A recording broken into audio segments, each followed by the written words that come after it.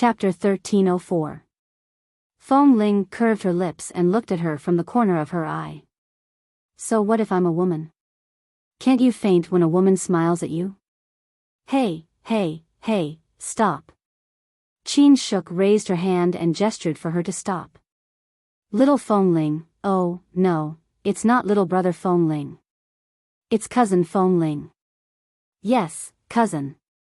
You and Fong Mingzhu are both my cousins. But you shouldn't be much older than me, right? As she spoke, she looked at Fong Ling up and down for a while. Perhaps you're my cousin. You're still young. Be careful. Now that you're a woman, don't speak with such a seductive expression. Do you know that you're my first love? Do you know that my heart is bleeding when you stand in front of me dressed like this and with such long hair? My youth, my budding feelings, actually fell into the hands of a woman disguised as a man. I can't accept it. Although Qin Shuk strongly expressed her unwillingness, she only kept walking back and forth in front of Fong Ling. From time to time, she would clench her fists angrily to express her unhappiness. However, this caused Fong Ling to be unable to hold back the polite smile on her face. After thinking for a moment, she picked up her phone and handed it to her. Seeing her actions, Qin Shuk instantly raised her eyebrows. What are you doing? Didn't you dream of getting my phone number back then? Fong Ling tilted her head. Take it. Remember it yourself. Qin Shuk. Although she looked very unwilling, Qin Shuk turned her head away with an arrogant expression. Who wants your phone number, especially since you're still a woman? Let me tell you, my sexual orientation is very normal. I'm only interested in little brothers. With that, she suddenly reached out and took Fong Ling's phone. She quickly and decisively pressed a number. When her own phone rang, Qin Shuk saved her number in Fong Ling's phone. The name saved in the address book was, The Invincible Beautiful Little Cutie Qin Shuk. Fong Ling. After that, Fong Ling returned to her room. Qin Shuk was still unwilling to give up and kept asking her when she was born. She had been wondering whether Fong Ling was her cousin or her cousin. When the old man and the old lady woke up and saw that Fong Ling had returned, they were extremely excited and rushed to Fong Ling's room to talk to her. Qin Shuk could not interrupt and could only sit by the side and stare at Fong Ling from time to time, occasionally adding a sentence. When it was time for breakfast, Qin Shuk took the opportunity to ask about Fong Ling's real birthday. In the end, when she learned that Fong Ling was half a year older than her, she immediately held her chin with one hand and sighed. Oh, so you still have to call me cousin. Back then, Fong Ling didn't particularly dislike Qin Shuk, this enthusiastic little girl. This kind of straightforward person made people feel relaxed. She rarely interacted with others, but Fong Ling treated Qin Shuk better and could chat with her at the dining table. I didn't expect the cold little brother in the past to be so approachable now. Qin Shuk sighed. It's a pity that she's a woman. Shuk, what are you saying? Old Madame Fong didn't know that Qin Shuk had liked Fong Ling. She thought she was stirring up trouble and quickly glared at her. Qin Shuk immediately stuck out her tongue at Fong Ling. Fong Ling also curved her lips lightly. Grandma, it's okay. Cousin Shuk is joking with me. Seeing that Fong Ling didn't mind, old Madame Fong was relieved. After all, Shuk often hung out with Mingzhu.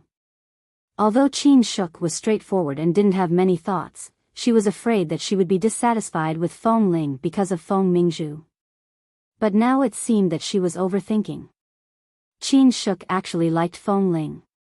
Since their relationship could be very harmonious, she might as well strike while the iron was hot. Shuk, haven't you finished all your advanced courses outside? Old Madame Fong asked as she picked up some food for Qin Shuk. Shouldn't you settle down in America? I don't think you like to return to Los Angeles. Why don't you find something to do in New York? Qin Shuk raised her brows. Sure. I don't want to go back to Los Angeles anyway. My parents are too naggy. They've been nagging me since I was young. I still want to be outside by myself. Grandmother Fong nodded and turned to look at Fong Ling, who was eating quietly. Shu Ku also majored in business. If you take over the Feng family's companies, she can help you. You two little sisters can help each other. This way, it's better than going alone. Grandmother Feng nodded and turned to look at Feng Ling, who was eating quietly. Oh, Qin Shuk raised her brows. Grandaunt, so you want me to accompany cousin Feng Ling to help you manage the Feng family's companies?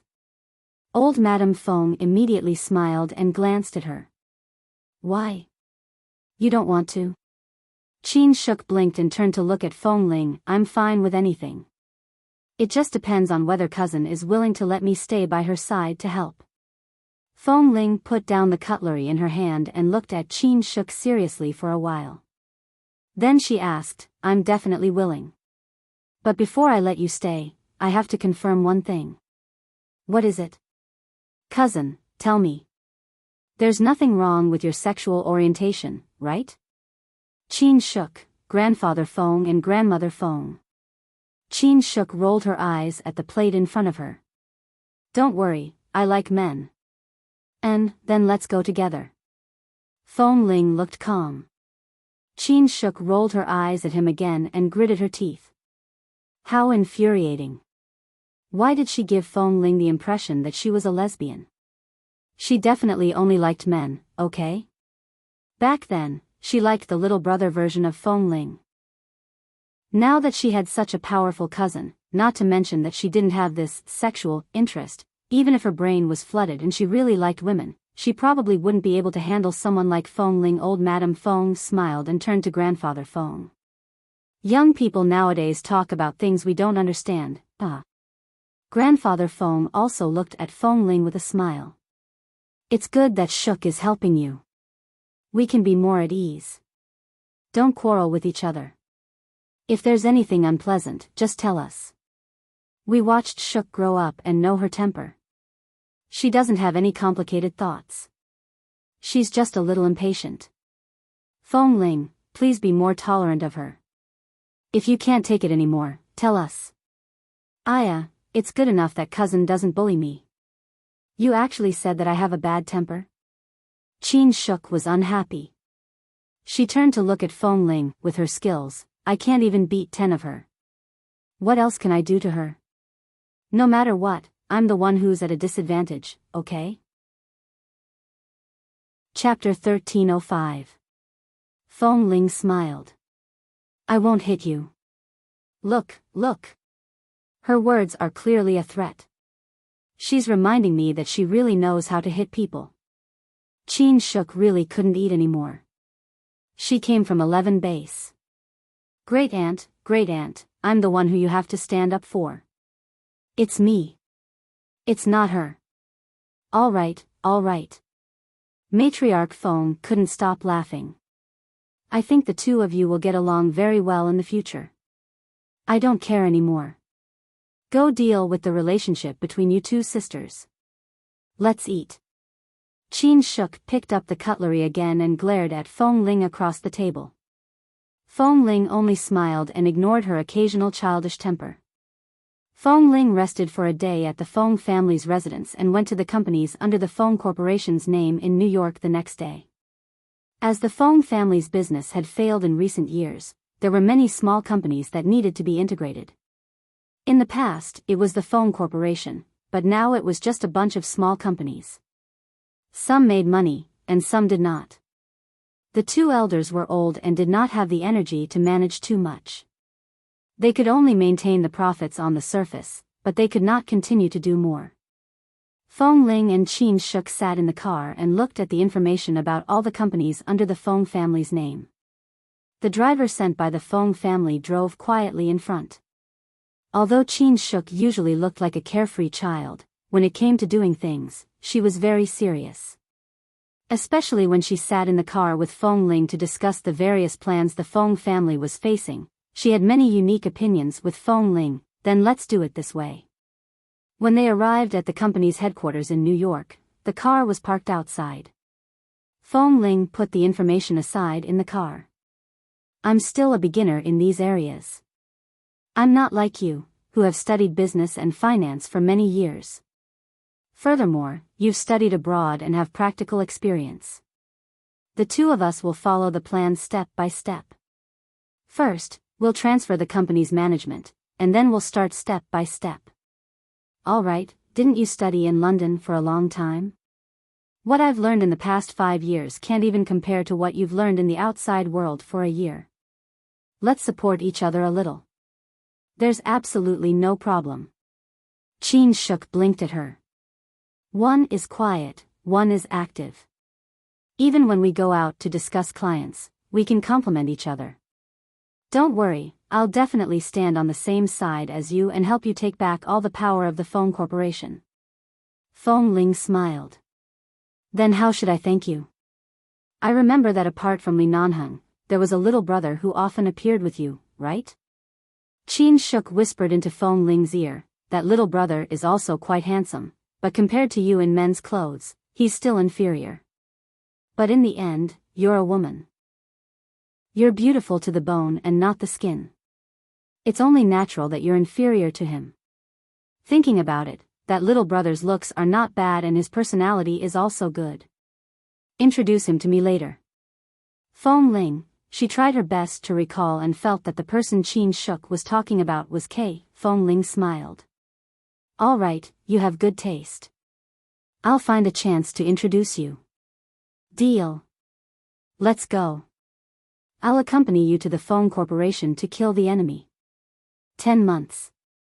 From the time Feng Ling returned to America to taking over all the businesses under the Feng family, she spent 3 months to take back the power of the company and reorganize the company into a corporation. She spent another 2 months to change the company from inside to outside, replacing it with a group of people who were capable and obedient. She also asked for the resignation of all the old people who were domineering in the company. She spent a total of 10 months to finally gain a foothold in the Feng Corporation. The companies under the Feng Corporation had also returned to the right track a few months ago. In the company, Feng Ling was looking at a financial data. She recalled some of Jean Wan's habits of checking the financial accounts and imitated her. She didn't expect it to be useful. This way of checking the accounts was very effective. All the loopholes could be seen at a glance. Enchanting came in with a tablet and read the media's awards for the Feng Corporation's outstanding performance this year. No one dares to believe that a person who has never come into contact with business can stand firm in the business world with such a terrifying momentum. There are all kinds of rumors about this woman named Feng Ling. It's said that she was once the daughter of the Feng family who was lost outside. Later, what's the point of reading these gossip news every day? Feng Ling continued to look at her financial report without looking up. These media outlets have made up all kinds of stories about you. I'm reading the different versions of you written by these people every day. Enchanting walked over with a smile and put down the tablet. By the way, when you were answering the internal call in the office, another call came in. It seems to be from the Dr. Qin you mentioned before. Speaking of this Dr. Qin, I've heard you mention him a few times. His surname is also Qin. Hey, should you introduce him to me one day? It's not easy to meet someone with the same surname in America. Hearing that it was Dr. Qin, Feng Ling raised her head and glanced at her. Dr. Qin, don't even think about it. It's impossible for him to be with you. Tisk, I've been thinking about seducing little brother K. How could I seduce Dr. Qin? I like all kinds of little brothers, but I also have my principles, okay? Enchanting rolled her eyes at her and looked at the time. Dr. Qin called about 10 minutes ago. Do you want to call him back? I'll call back later. Feng Ling lowered her head to look at the report again. Enchanting had pulled her long hair to do a new style not long ago. It was slightly curled and scattered behind her back. When she went to get her hair done, it was because she wanted to meet a long-term client. Enchanting said that she looked like a little girl all day long and looked easy to bully, so she took her to have her hair permed. Feng Ling gradually got used to it. Occasionally, when she looked at herself in the mirror, which was completely different from the short-haired tomboy in the past, she would be absent-minded and wonder if the woman in the mirror was still herself. When Enchanting went out to prepare for the executive meeting, Feng Ling put down the report in her hand, picked up her phone, and called Dr. Qin. Hello, Dr. Chin, what's the matter? Hearing the man's words, Feng Ling's hand, which had just put down the report, stiffened. Jean Wan? How did she get shot? Is it serious? Where? Los Angeles? Chapter 1306. Feng Ling had planned to return to England to stay with Mr. Zand for a few days, but Jean Wan's sudden accident disrupted her original plan. If it was just a minor injury, it would be fine, but Dr. Chin had specially flown to America from High City and would transfer to Los Angeles in New York.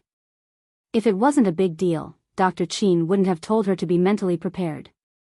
Because Jean Wan had been shot by a gunshot, and it was about 3 inches below her neck. That kind of place was almost fatal. She stood up in fear.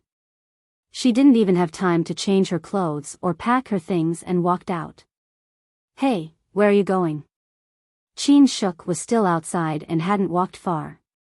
Hearing the sound of the door opening, she turned to see Feng Ling walking out quickly.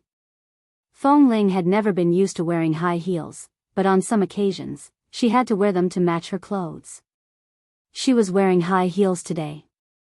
Usually, as long as she wore high heels, she wouldn't walk very fast, but today, she walked like the wind. A friend is seriously injured. I have to go to Los Angeles now. I'll go with Dr. Chin later. Help me take care of the company for a few days. Feng Ling left in a hurry without looking back. Hearing the seriousness in her tone, Chin Shuk quickly followed. Who? Seriously injured in Los Angeles? Is it Li Nanheng? Feng Ling's voice was heavy. Jean Wan. Chin Shuk paused in her steps. Jean Wan. No wonder Feng Ling was so anxious.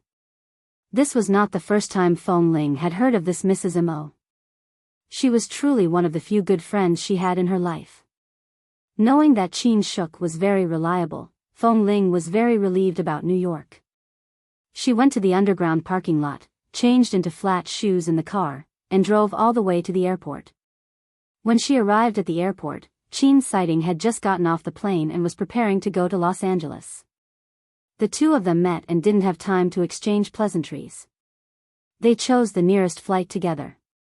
In the waiting hall, Feng Ling was still answering a call from the company. Chin Sighting went to buy 2 cups of coffee. Seeing that Feng Ling was busy, he didn't say much. He glanced at the time and saw that there was still half an hour before boarding time. He placed the coffee in his hand on the seat next to her. Feng Ling put down the phone and turned to look at the coffee by the side. She then glanced at Chin Sighting. Sorry, Dr. Chin. I have something to do at the company. I've only taken over for a few months. I still have a lot to deal with. It doesn't matter. You must be much busier than before. Chin Sighting smiled understandingly. Back then, you were still a little Feng Ling who only listened to orders in 11 base. Now that you've grown up, you're CEO Feng. Feng Ling sighed with a smile. What do you mean by always? To let a person who knows nothing about these things forcibly cut off everything in the past, swallow it whole, and relearn these things that he has never come into contact with before, to me, it's just a heavy burden that I have no choice but to carry on my shoulders. Chin Sighting held the coffee in his hand and was not in a hurry to drink it. He just looked at her. So, it was Li Nanheng who cut off the past for you. That's why you've been ignoring him like this? Not just that. That bastard had kidnapped her from England 10 months ago and had tortured her in the car for a few hours. It was so painful that she was still scared when she thought about it. I didn't leave anyone hanging. Feng Ling also picked up the coffee, opened the lid on the cup, and gently blew on it. Her movements were quiet and natural, and then she curved her lips, but the smile did not reach her eyes. But after all, he was the one who helped me choose this path. Returning to the Feng family and returning to New York are all according to the path I have to take now. If I give up halfway because of him, or if he regrets halfway and comes to disturb my current life, then I'm afraid there's something wrong with his IQ. Of course, she knew what Li Nanheng was thinking. She didn't do anything, nor did she make a fuss in front of him. She just followed the path that he had chosen for her and walked on it.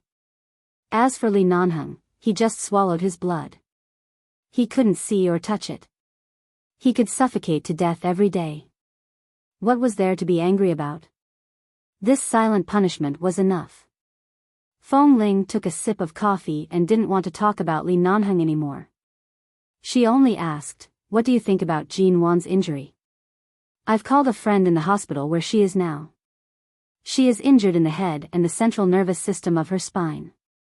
When Qin Sighting mentioned Jean Wan, his expression became slightly serious. After all, it was really a matter of life and death. "I'm not optimistic about the current emergency treatment. It's very likely that she won't be able to survive." Hearing this, Fong Ling's brows furrowed imperceptibly, and her grip on the coffee cup tightened. Early in the morning, Qin Sighting, who flew from New York to Los Angeles overnight, rushed to the hospital. The lights in the emergency room were on until the next morning. When Qin Sighting arrived, Jean Wan had not come out of the emergency room. "How long has she been in there?" Qin Sighting walked over and asked. Li Nanheng held a cigarette in his hand, but he didn't smoke it.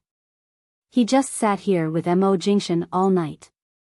He glanced at Qin Sighting and said lightly, "It's been more than 12 hours. 12 hours. She hadn't been declared dead yet. Under normal circumstances, it might be possible to save her. Otherwise, she wouldn't have lasted so long." Qin Sighting nodded. "When I saved your life with Dr. Wendell in Los Angeles, Dr. Wendell was very skilled in removing bullets from dangerous parts. At that time, I just cooperated with him in the operating room. Now even without me, I believe he has enough ability to save Jean Wan. After all, it's been so long, and he hasn't given up yet. Let's wait a little longer." Although Li Nanheng's skills were excellent, he had participated in countless missions in 11 base and suffered many injuries. He had experienced life and death more than once or twice. Even he couldn't remember how many times this Dr. Wendell in Los Angeles had helped him remove bullets. "Am I the one in a hurry now?" Li Nanheng pointed with his chin in the direction of the stone on the bench outside the emergency room. Mo Jingshan was stained with Jean Wan's blood, which had dried up, but he hadn't been pushed out yet. Just overnight, Mo Jingshan's chin had some stubble, and his body was covered with blood. He was so miserable that even Qin Sighting couldn't recognize him.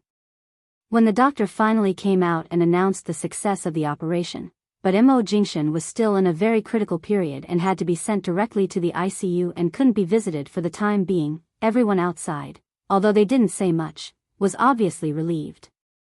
At least the operation was successful. It was much better to survive the critical period than to be declared dead on the spot. In this way, at least Jean Wan could survive a few more days with her own vitality. W. 4M. Chapter 1307. Kay asked Qin Sighting why Fong Ling didn't come to the hospital. Didn't he say that he would bring Fong Ling here when he transferred to New York? Qin Sighting spread his hands. "We did fly here together, but after landing, she disappeared. I was in a hurry to get to the hospital and didn't go to find her."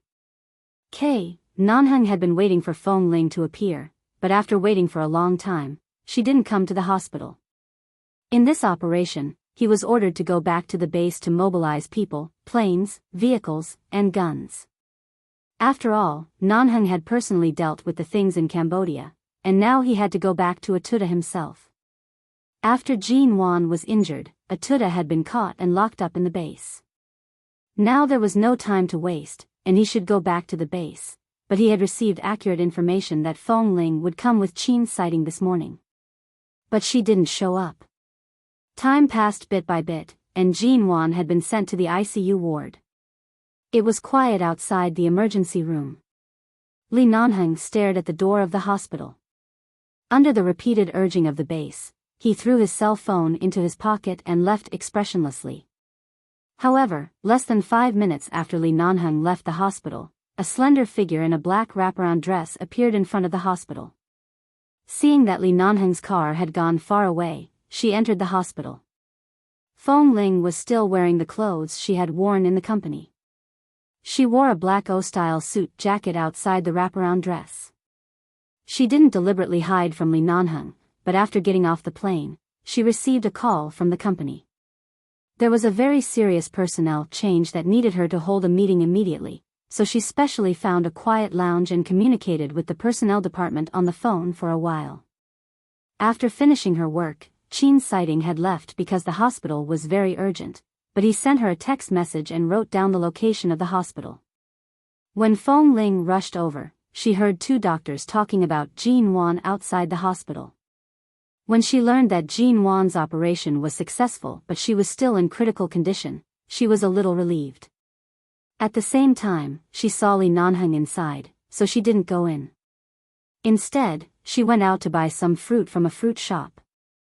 After Li Nanheng left, she came in. There were still many old friends from the base here. Not wanting to be recognized, she put on a pair of sunglasses. Kay had just answered the phone and was about to come out of the hospital when he suddenly saw a woman with long wavy curly hair, dressed very feminine, and wearing sunglasses walking in. He didn't pay much attention to her. After all, there were many beautiful women in Los Angeles, and such enchanting and charming women were not uncommon. However, at the moment when he brushed past the woman, his footsteps abruptly slowed down. As if struck by lightning, he stiffly turned around to look at the back of the woman who was somewhat strange but also extremely familiar to him. He asked in surprise, "Fong Ling? You can even recognize me like this?" They had indeed grown up together. They were too familiar with each other. Fong Ling felt helpless. She turned her head and smiled at Kay. Kay immediately let out a F***CK, and his eyes almost popped out of their sockets. Damn it, Fong Ling had sneaked into their base since she was 13 years old. They had been through life and death together for 10 years. Even if he later found out that Fong Ling was a woman, he wouldn't be as surprised as he was now. When had he ever seen Fong Ling so feminine? Was this really Fong Ling? There were times when they hadn't seen each other for a long time, but at that time, she was still her, but now her entire aura had changed completely. 2 years ago, Kay also saw that Fong Ling's hair had grown a lot, but it was still very natural. For these old friends in the base, it was not too strange. But now Fong Ling, her hair reached her shoulders. Although it was still black, it was simply permed into a natural curl, and the undyed long hair fell on her shoulders simply and elegantly. He couldn't tell if it was simple, clean, or charming. In short, all kinds of states that he had never seen before were now on Fong Ling. Kay was so shocked that his jaw almost dropped. What the F***CK? He was used to seeing her like a tomboy in the past. He only knew that her skin was very fair and her facial features were very beautiful, but now he knew that the national treasure of their base, Fong Ling, was actually so beautiful. When he remembered that when he went on a mission with her, he had to lie in the dark ditch with her all night because of his injury, Kay swallowed hard. How slow-witted was he to treat Fong Ling as his bro? If she had appeared in front of him like this back then, she would definitely be a goddess for a lifetime, okay? Li Nanheng was really shrewd. He had taken her down early. Otherwise, if the brothers in the base saw her like this, they would all pounce on her like wolves and tigers. But now with boss's name blocking them, who the F***CK dared to have any thoughts about her? Kay, how is Mrs. Mo? Fong Ling only knew that Jin Wan was sent to the ICU and had spent some time outside. She didn't know how the progress was now. Anyway, she had already recognized Jin Wan, so she simply asked directly. Kay suddenly came back to himself and hurriedly explained the situation, but his eyes were still fixed on her. He remembered that he had seen Fong Ling dressed in women's clothes before, but at that time, her hair was still short. Now, seeing that the shock in Kay's eyes had not subsided, Fong Ling smiled at him. I see. I'll go see her. You can't see her. Now Mr. Mo can't even get close to the ICU. There are several isolation areas outside the sterile ward of this hospital. We can't get close to them, and the brothers here can only guard outside the isolation area. Fong Ling nodded, didn't say more, and turned to walk in. Kay opened his mouth and was about to say something, but when the words came to his mouth, he remembered that Boss Lee had just left. She only appeared after he left. Obviously, she didn't want to see him. It seemed that there was no need for him to say more. After all, Boss rarely returned to the base now. Few people knew what was going on between them, and Fong Ling didn't like others to meddle in her business. She didn't know if Boss Lee had ever seen such a feminine Fong Ling. After so long, Boss Lee must have been tortured by Fong Ling. If he saw Fong Ling dressed like this, it was as if she was a completely different person from before. It was likely that many men would fall in love with her. This Boss Lee was probably going to go crazy. W. 4M. Chapter 1308. Jean Wan didn't wake up in the ICU for 3 days. It was said that Mr. Imo sat outside like this for 3 days and barely slept. Although Mr. Imo had a strong heart, Jean Wan had once said that Imo Jingshan was so calm that he didn't look like a human. But right now, Mr. Imo had completely lost his composure. He was disheveled and dispirited. He was covered in Jean Wan's blood, but he didn't wash it. Stubble almost covered his entire chin. He didn't speak or eat. He just sat there, waiting. Everyone was worried that if Jean Wan really didn't wake up, would Mr. Imo collapse? Everyone was trying to persuade him, but Imo Jingshan, who had always been calm and composed and could easily control everything in his hands, seemed to have lost all his godhood in the past 3 days after Jean Wan took the bullet for him, leaving only a shell that was powerless to fight against life and fate. Finally, Qin Sighting found a way to take Mr. Imo to an empty ward to let him rest. It wasn't easy to let Mr. Imo sleep. However, that night, some of Atuda's men sneaked into the hospital, kidnapped the medical staff on other floors, disguised themselves as medical staff, and took Jean Wan away from the ward. The isolation area inside was too far and too long for the members of 11 Base to approach. When they found out, Jean Wan was already gone. When Fong Ling learned of the news, Qin Sighting had already taken the lead to chase after her, but there was still no news. Fong Ling was in a hotel near the hospital and was still negotiating with the company's executives in New York about the personnel change. When she suddenly heard the news, she turned on the computer and quickly contacted Dr. Qin. Qin Sighting was still driving outside. From the sound of the car, it seemed that he was chasing and racing. In order not to affect their chase, Fong Ling asked about the situation briefly. After understanding everything, she asked if there was anything she could help. Qin Sighting told her to wait for news. After that, Fong Ling waited in the hotel. In the end, she couldn't wait any longer, so she went to the hospital. She looked around the ward and saw several old friends in the base. The old acquaintances in the base were Kay, Han Jin, and Xiao Su. As for the other 3 snipers in Terran City, they had just been sent out on a mission last month and had not returned. When Kay returned to the hospital to arrange for a pincer attack, he saw Fong Ling and quickly pulled her over. "It's great that you're here." Without a word, he abruptly handed a sniper rifle to Fong Ling. Come. Quick, I'll give it to you first." "What are you doing?" Fong Ling hadn't touched a gun for a long time. Suddenly, a long and heavy sniper rifle was thrown into her arms. Her expression froze. "Take it first. I guess we'll still have to rely on you to snipe today." Fong Ling didn't know what plan they had to encircle and annihilate that group of people, and Kay didn't explain it clearly. He only told her to keep the gun by her side and then turned to arrange other brothers. After Kay left with a team of people, Fong Ling looked at the sniper rifle in her arms. Although it had been so long, it didn't seem strange at all. She slowly clenched the handle of the gun and turned to look at the empty hospital corridor. When Qin Sighting came to look for Fong Ling, she had yet to return to the hotel. She had been waiting in the hospital. Seeing the sniper rifle in her hand, Qin Sighting did not say anything and let her get into the car. After that, he drove her to the highest hotel in downtown Los Angeles, chose a room on the top floor, and took her there. In the elevator, Qin Sighting briefly summarized the whole plan today. Kay followed Mr. Mo to encircle those people, but there were too many of them, and Jin Wan couldn't stand any trouble now, so they had to finish the battle quickly. It was not impossible to fight head-on, but it would definitely hurt Jin Wan, so there must be a sniper with excellent sniping ability to shoot from behind. At present, the only sniper that those people knew was Kay. They didn't know that Feng Ling was here, nor did they know the relationship between Feng Ling and 11 Base. Based on the current situation, Feng Ling was the most suitable person to shoot from behind. Feng Ling was silent for a moment and then said, "I haven't held a gun for a long time.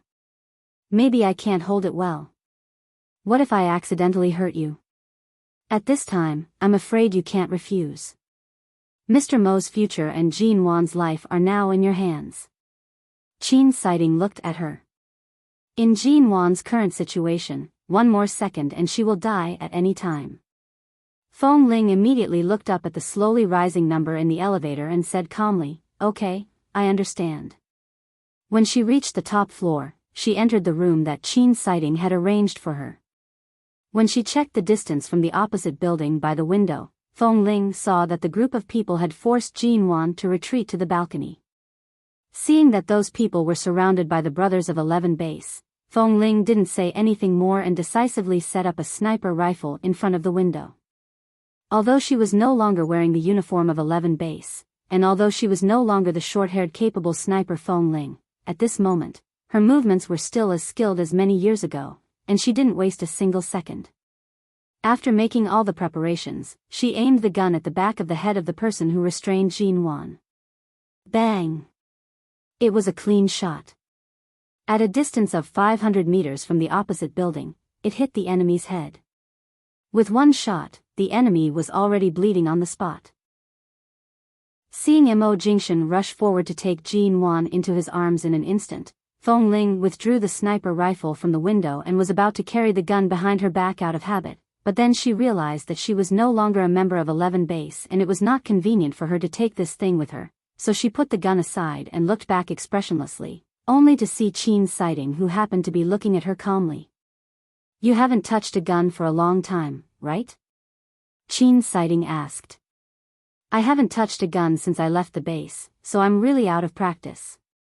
If it weren't for the fact that the person I'm saving today is Jin Wan, I wouldn't have taken this risk so easily.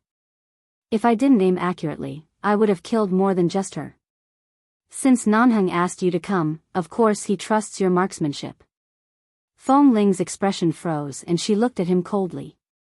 "Li Nanheng asked you to find me? Otherwise, why do you think I dare to ask you to come? Since he's not too busy and he's still in Los Angeles, why doesn't he come in person? Speaking of marksmanship, Kay and I were also taught by him. Isn't he the safest sniper?" Guessing that she had fallen into Li Nanheng's trap, Feng Ling's expression was somewhat unkind. "What do you think?" Qin Sighting smiled lightly. There was nothing to say. If she didn't leave now, Li Nanheng would probably come up to her. She quickly put the gun away and walked out expressionlessly. Qing Qing's baby has been sick with a fever for several days. Recently, Qing Qing has been a little anxious and may make some mistakes. Please forgive me. W. 4M. Chapter 1309. Qin Sighting didn't know much about her and Li Nanheng, but these days in the hospital, he heard a lot. Feng Ling, Nanheng forced you to leave the base for your own good. You grew up in an orphanage and finally found your family, so you should go back to live a peaceful life. Besides, your family won't allow you to live such a life of life and death, Qin Sighting said. Qin Sighting said, back then, he didn't marry Feng Mingzhu but chose to marry Li Nanheng cenotaph. This matter almost caused the relationship between the Feng and Li families to collapse. They only maintained peace on the surface. After all, it was the Li family who broke the promise first. The Feng family reluctantly accepted the matter of him marrying Li Nanheng cenotaph. This is equivalent to Li Nanheng owing the Feng family a big favor. In the end, it was the lost child of the Feng family. He couldn't negotiate with the Fong family at that time, especially when his father was on his last breath. He asked him to send him back and ask him to leave the dangerous place of 11 base. Even if it was just for the good of him, he had to do it. Fong Ling didn't seem to hear his words. She didn't stop and walked out without looking back. However, as soon as she walked out of the door, she saw a tall and straight figure standing outside. The man was just outside the door, his back leaning against the wall, a cigarette in his hand flickering between his fingers. Because she came out, he glanced sideways at her. The man narrowed his dark eyes in the smoke and stared at her cold face. Then he took a deep breath of the cigarette and blew the smoke onto her face. Fong Ling looked coldly at Li Nanheng, who had been waiting outside the door for a long time. Sure enough, it was he who ordered people to arrange this encirclement and suppression operation after the incident, and it was he who asked her to be the sniper. The people who failed to stop her in the hospital used this method to force her to appear and wait for him to catch her here. The two of them looked at each other and Li Nanheng smiled. I haven't touched a gun for so long. Are you satisfied today? Do you want to shoot me again, Un? Even though he leaned back against the wall casually, he was still much taller than her. When he looked down at her, he could clearly see every one of her eyelashes. At this time, because she saw him, she seemed to be frozen bit by bit, without any warmth. Even though she had been separated for 10 months and her appearance had been crowned with the shell of the eldest daughter of the Fong family, she was still the former Fong Ling, quiet and cold. Sure enough, if 10 months ago, Fong Ling, who had just returned from England, could still find a trace of her former self, but now, she, who had struggled in the New York business world for nearly a year, had finally erased all the shadows of the past. Except that she was still her entire temperament had changed. She was no longer the short-haired young man. Instead, apart from the sense of indifference and distance, there was also a hint of a woman's aura, the aura of a woman who mingled in the workplace. 10 months ago, she thought he was asleep, and the night she left. Fong family, Fong, and Fong family. Then, she really did it. His heart skipped a beat and ached a little. Li Nanheng threw away the cigarette butt in his hand and stepped on it to extinguish it. He was about to reach out to hold her wrist, but she avoided him without leaving a trace. At the same time, she retreated a meter away. Li Nanheng lowered his eyes to look at her. He was the one who personally sent her away and gave her enough time to grow up. She refused to let him help her. Even in the past 10 months in New York, when she encountered several business crises, he wanted to use the Li Corporation's name to finance and support her, but every time, he was rejected by her. All the financing documents were returned. She did not sign a single word, nor did she agree to it. Her appearance and temperament had changed, but her stubbornness remained the same. He asked in a low and hoarse voice, "Are you going to keep avoiding me?" As though not hearing him, Fong Ling turned around and gave up on taking the elevator. As the elevator was about to pass by him, she turned and walked toward the safe passage in another direction. Li Nanheng's expression faltered and he walked over. Walking into the safe passage, Fong Ling had already walked down the stairs quickly. She was 1 floor away from him. She stopped at the turn of the stairs and suddenly raised her head to look at Li Nanheng. The two of them looked at each other across the dozens of stairs. Li Nanheng only lowered his eyes to look at her indifferently and did not say anything. After a moment of silence, Fong Ling said, "Li Nanheng, do you remember what the first thing I did when I first arrived at 11 base?" The man gently placed one hand on the railing of the stairs. "What?" "Spar." Fong Ling stared into his eyes. "I said that if I want to stay in 11 base, you have to see my ability. You asked me to spar with you." Li Nanheng looked at her without batting an eyelid. "So?" Fong Ling curved her lips slightly, but her smile did not reach her eyes. "Although I've left 11 base, I've only changed from one battlefield to another. It's been more than 2 years since I returned to the Fong family. I don't dare to say that I'm a business genius. I'm just working hard in the Fong family, but at least, I have a place in the business world. For this, perhaps I should really thank my ruthlessness and decisiveness. Otherwise, I wouldn't have become like this. Hearing the meaning behind her words, Li Nanheng did not respond to her mocking tone. He just stood there and looked at her. Since I've changed battlefields, I should still maintain the rules and habits. After all, my wolfish nature and temper were all polished in 11 base. Even if I leave, some habits are still deeply rooted in me. Feng Ling's pink lips moved slightly. For example, when I don't like someone, I also want to spar with him. Li Nanheng raised his brows coldly. Feng Ling still looked at him and raised her beautiful eyes slightly. Li Nanheng, in this new battlefield, do you want to spar with me? Li Nanheng curved his lips and casually placed one arm on the railing of the stairwell. He looked down at the woman who was looking up at him and seemed to have accepted her invitation to play. What do you want to spar with? A month later, at the Washington Financial Conference, whoever gets $1 billion of financing first will win. Feng Ling's eyes were bright. Li Nanheng smiled again and his dark gaze fell into her eyes. What are the chips? What's the price for winning or losing? Chapter 13:10. Feng Ling looked at him. You said that you loved me for 10 years. I broke up with you because I said so. You didn't agree. I've thought about it. No matter what age I am, my experience seems to be inseparable from you. I'm destined to be entangled with you for the rest of my life. She paused for 2 seconds before continuing calmly, I'm no longer a teenage girl. I'm about to be 24 years old, which is the right age for marriage. As for you, I either completely break up with you and let go of the knot in my heart to fall in love with other men who pursue me, or I'll be entangled with you for the rest of my life. There's no need for us to waste time on each other. So. Li Nanheng's brows moved slightly. The Washington Financial Conference will raise 1 billion yuan. Within a week, whoever gets it first will win. Feng Ling raised her chin and looked at him indifferently. If you win, I'll marry you. If I win, don't show up again. Let's end things between us. Li Nanheng smiled. That's it? Hearing his tone, Feng Ling looked at him coldly. Don't be so early. I have additional conditions. Speak.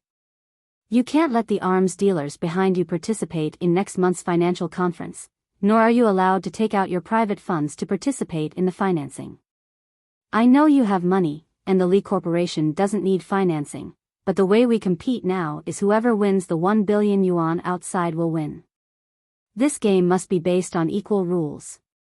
Feng Ling looked at him coldly. If you dare to cheat, I'll dare to find another man to marry. Li Nanheng clasped his hands on the railing and looked down at her.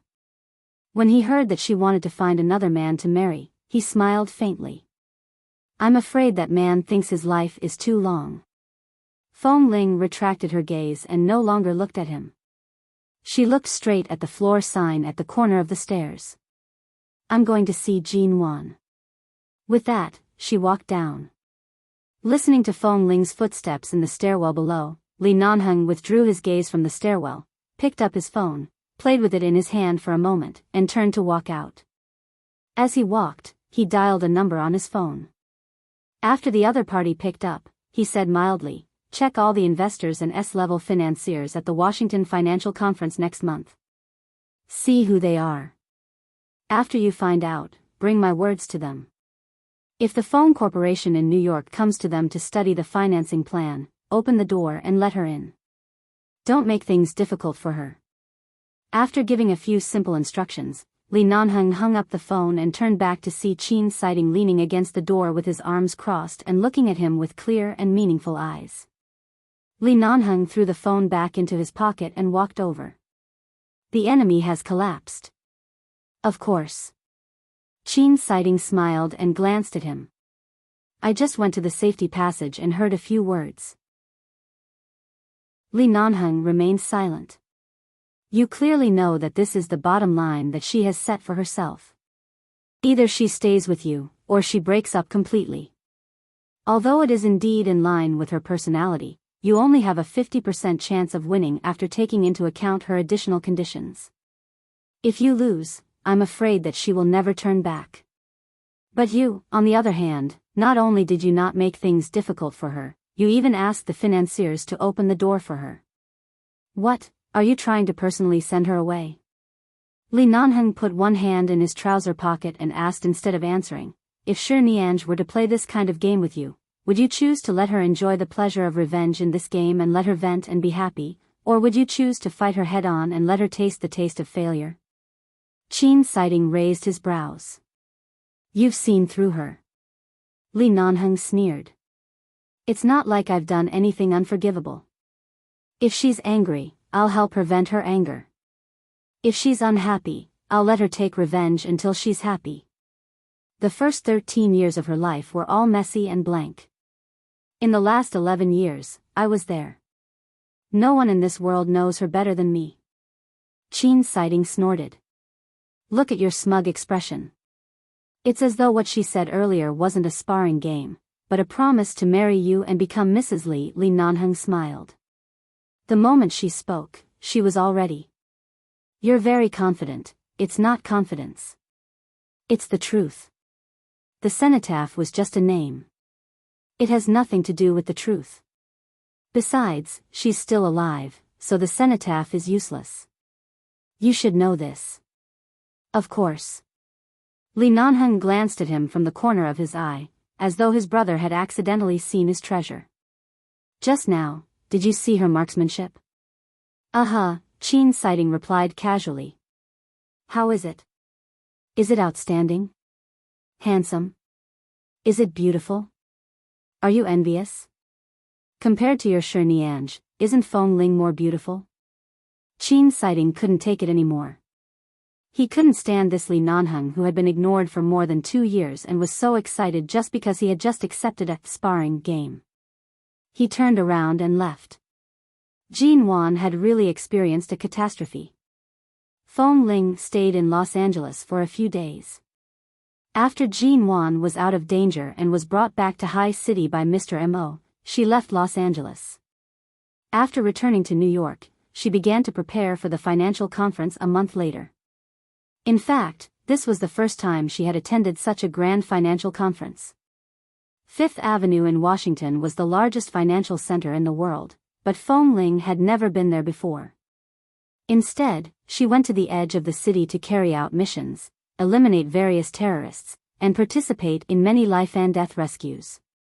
The plane landed smoothly at Washington Airport. After leaving the airport, she took a bus to the city. Feng Ling sat in the back of the car and closed her eyes to rest. After driving for more than an hour, they arrived at the exit of the airport highway. There was a little traffic jam. She opened her eyes from the back and looked at the other cars that were also stuck here. She looked at the peaceful world through the window. Every day, she had to struggle in the bloodbath of the business world. Instead of her hands and feet, she had to move her heart and brain. This kind of life seemed peaceful and without danger, but it was actually very tiring. At least she didn't have to rush to take a helicopter when she was in a hurry, and she didn't have to rush to save people before she could even tuck her clothes in before she had to rush to rescue people. This kind of stability made Feng Ling feel that the past 10 years were just a dream every time she opened her eyes. She didn't know when she was real and when she was fake. Chapter 13:11. Because the financial conference was about to begin next month, Feng Ling had to move many things to Washington this month. The focus of many business cooperation projects would also be shifted here. The reason why she was so busy in the Feng Corporation was because there were still many problems left behind in the Feng Corporation that had not been resolved. For example, when her father, Feng Yuancheng, was still alive, because he didn't have a son and Feng Mingzhu wasn't anything great, he spent many years to nurture a young man named Feng Mingyi. It was said that this Feng Mingyi's family background was ordinary when he was young and he relied on his own abilities to make a name for himself. Later, he coincidentally met Feng Yuancheng and worked under him. Step by step, he spent nearly 10 years to become the general manager of the company. Later, this Feng Mingyi acknowledged Feng Yuansheng as his godfather. Everyone in the Feng family thought that this person would definitely take over half of the Feng Corporation in the future. However, although Feng Yuansheng recognized this godson and nurtured this talent, he did not completely intend to transfer everything under his name to an outsider. Even if this person was now surnamed Feng, this was only a way out for the Feng family. He would only choose this method if he had no other choice. At that time, he actually hoped that Feng Mingzhu would become someone great, but in the end, he was still disappointed. Feng Mingyi was very good at observing people's expressions. His foundation in the Feng Corporation had been stable for many years. When he gradually realized that Feng Yuansheng only treated him as a spare tire, he was unwilling and gradually had ulterior motives. Feng Yuansheng sensed it and directly sent him to a subsidiary to manage matters. After 3 to 4 years, this subsidiary had already been separated from the company by Feng Mingyi and became a company under his own name. It no longer had anything to do with the Feng Corporation. Furthermore, this subsidiary was growing larger and larger. Right now, the headquarters of this company was in Washington. It was called the T Organization. It was a financial institution related to the financial chain and had dealings with many large financial companies on Fifth Avenue. Feng Yuansheng had seen that Feng Mingyi had a good head for business back then. In the end, he had tacitly agreed to let Feng Mingyi separate himself from the company. He only hoped that he would be able to live in peace in the future. At least he would have a godson that he was not familiar with. However, Feng Yuansheng also knew that Feng Mingyi was unwilling to give up. The Feng family, this piece of fat meat that was about to be in his mouth, was actually taken away in the end. The news of the return of the second daughter of the Feng family was what made Feng Mingyi the most unhappy. The Feng family's last hope had been shattered. Why did this second miss suddenly appear? Originally, he wanted to watch the Feng family gradually decline in the hands of this second miss so that he could clean up the battle. However, he didn't expect that this young woman named Feng Ling actually had some tricks up her sleeve. In addition, she had a very professional Qin Shuk by her side. Even if the Feng family didn't prosper, they could at least maintain their former glory. It was still stable. He had just taken over and it was already so stable. If he let this Feng Ling continue to live peacefully like this, if she really made some achievements in the future, he would really lose this fat piece of meat. After learning that Feng Ling would be attending this financial conference, Feng Mingyi checked her information and the various financial businessmen she might contact after arriving here. He sneered and picked up the phone. His cold voice was transmitted over.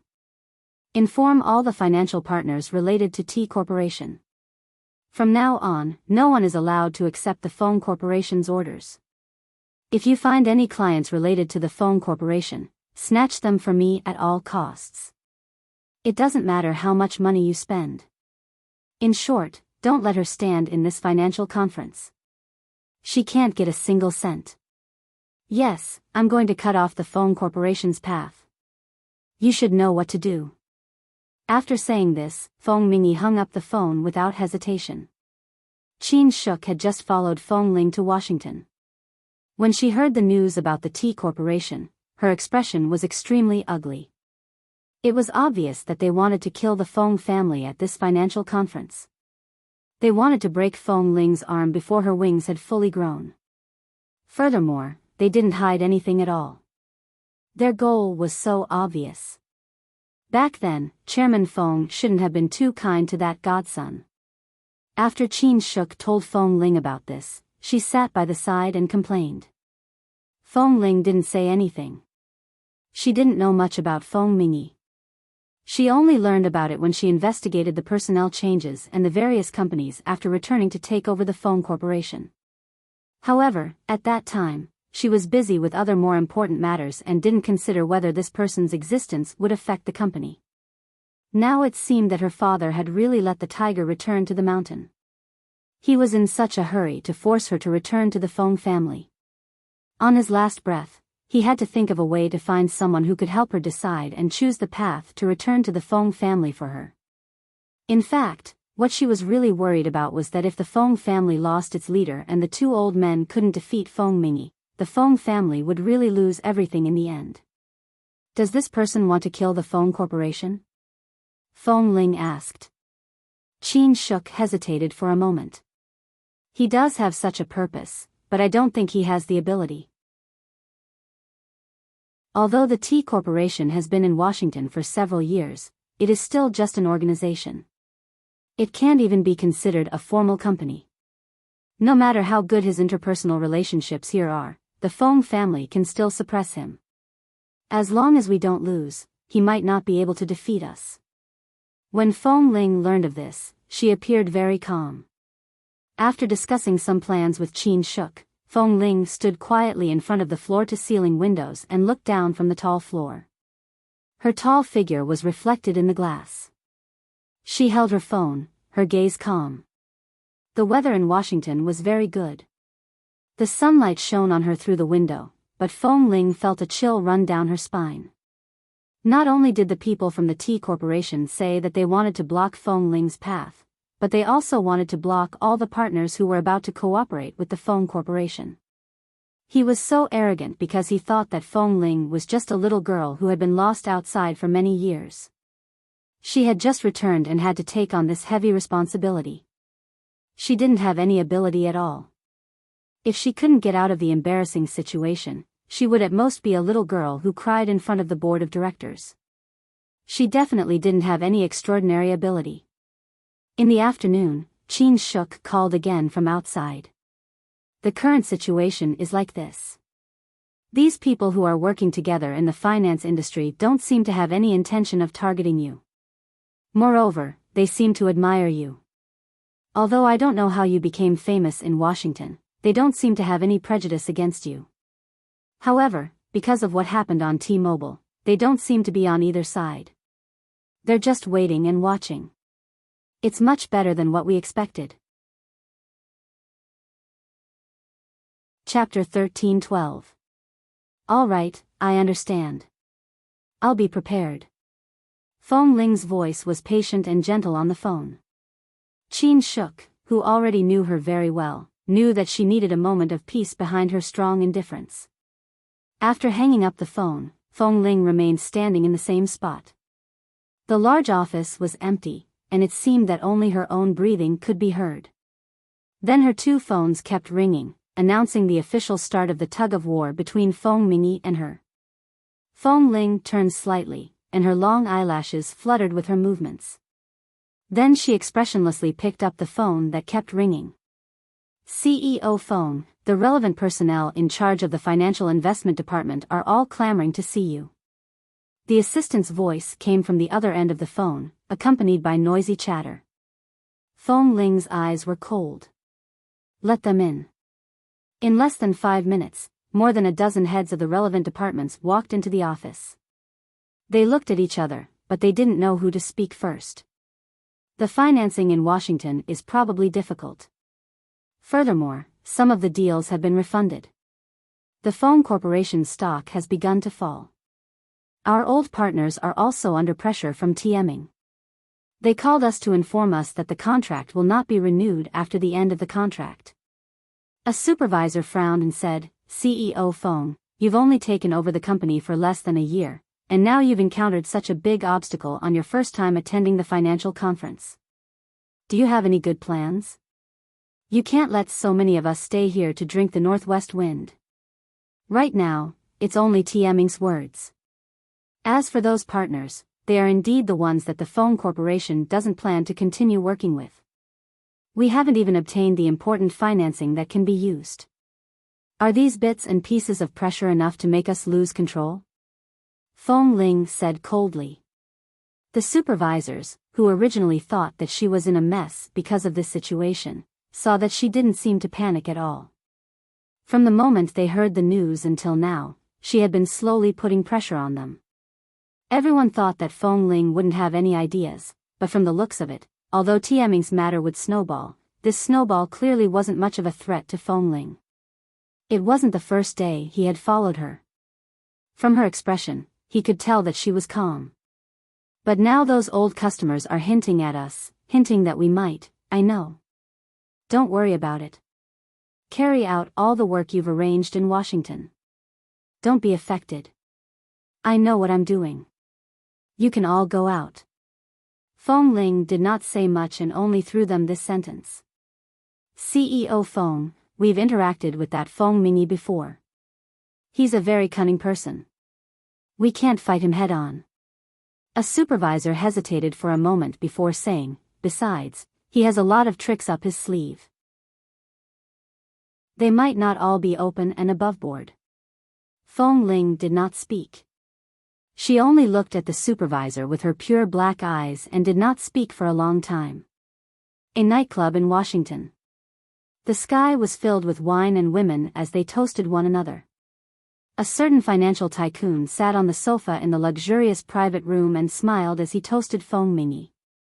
After putting down the wine glass, he wiped his mouth. What's the name of the current person in charge of the Feng Corporation? I remember she's the second miss that the Feng family claims to be, right? Yes. Feng Ming raised his brows, but his tone was indifferent as he said, her name is Feng Ling.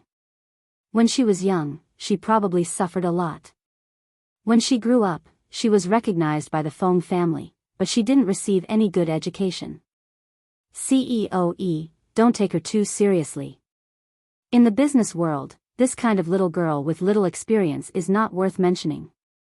She's not a threat at all. She can be easily suppressed. CEO played with his wine glass, his eyes shining. What's there to suppress a little girl in her 20s? I'm more interested in her as a person. Feng Ming raised his brows. Oh. CEO, have you taken a fancy to her? A few months ago, when I went to New York to work, I happened to meet her once. She probably didn't notice me, but I think she's a cold-faced beauty. CEO narrowed his eyes. At that time, a few security guards bullied her assistant. I turned around and saw her beat up those security guards. I've never seen that expression on a woman before. Feng Ming snorted and smiled. I've checked her past. She seems to have stayed in a military base for a few years. She does have some skills. I've been in the business circle for so many years, but I've never seen such a woman before. I really want to taste her. CEO rubbed his chin as he spoke. At the same time, he smiled maliciously and raised his glass to Feng Mingyi. However, I don't know who has been putting a lot of pressure on Washington recently. It seems like she has someone backing her. I'm not too sure about the details. In short, it won't be easy to target her. Mingyi, if you want me to help you hold down this little bit of money, you should at least give me a taste of it, right? What is the sweetness that CEO is referring to? Feng Ming had an unfathomable smile on his face.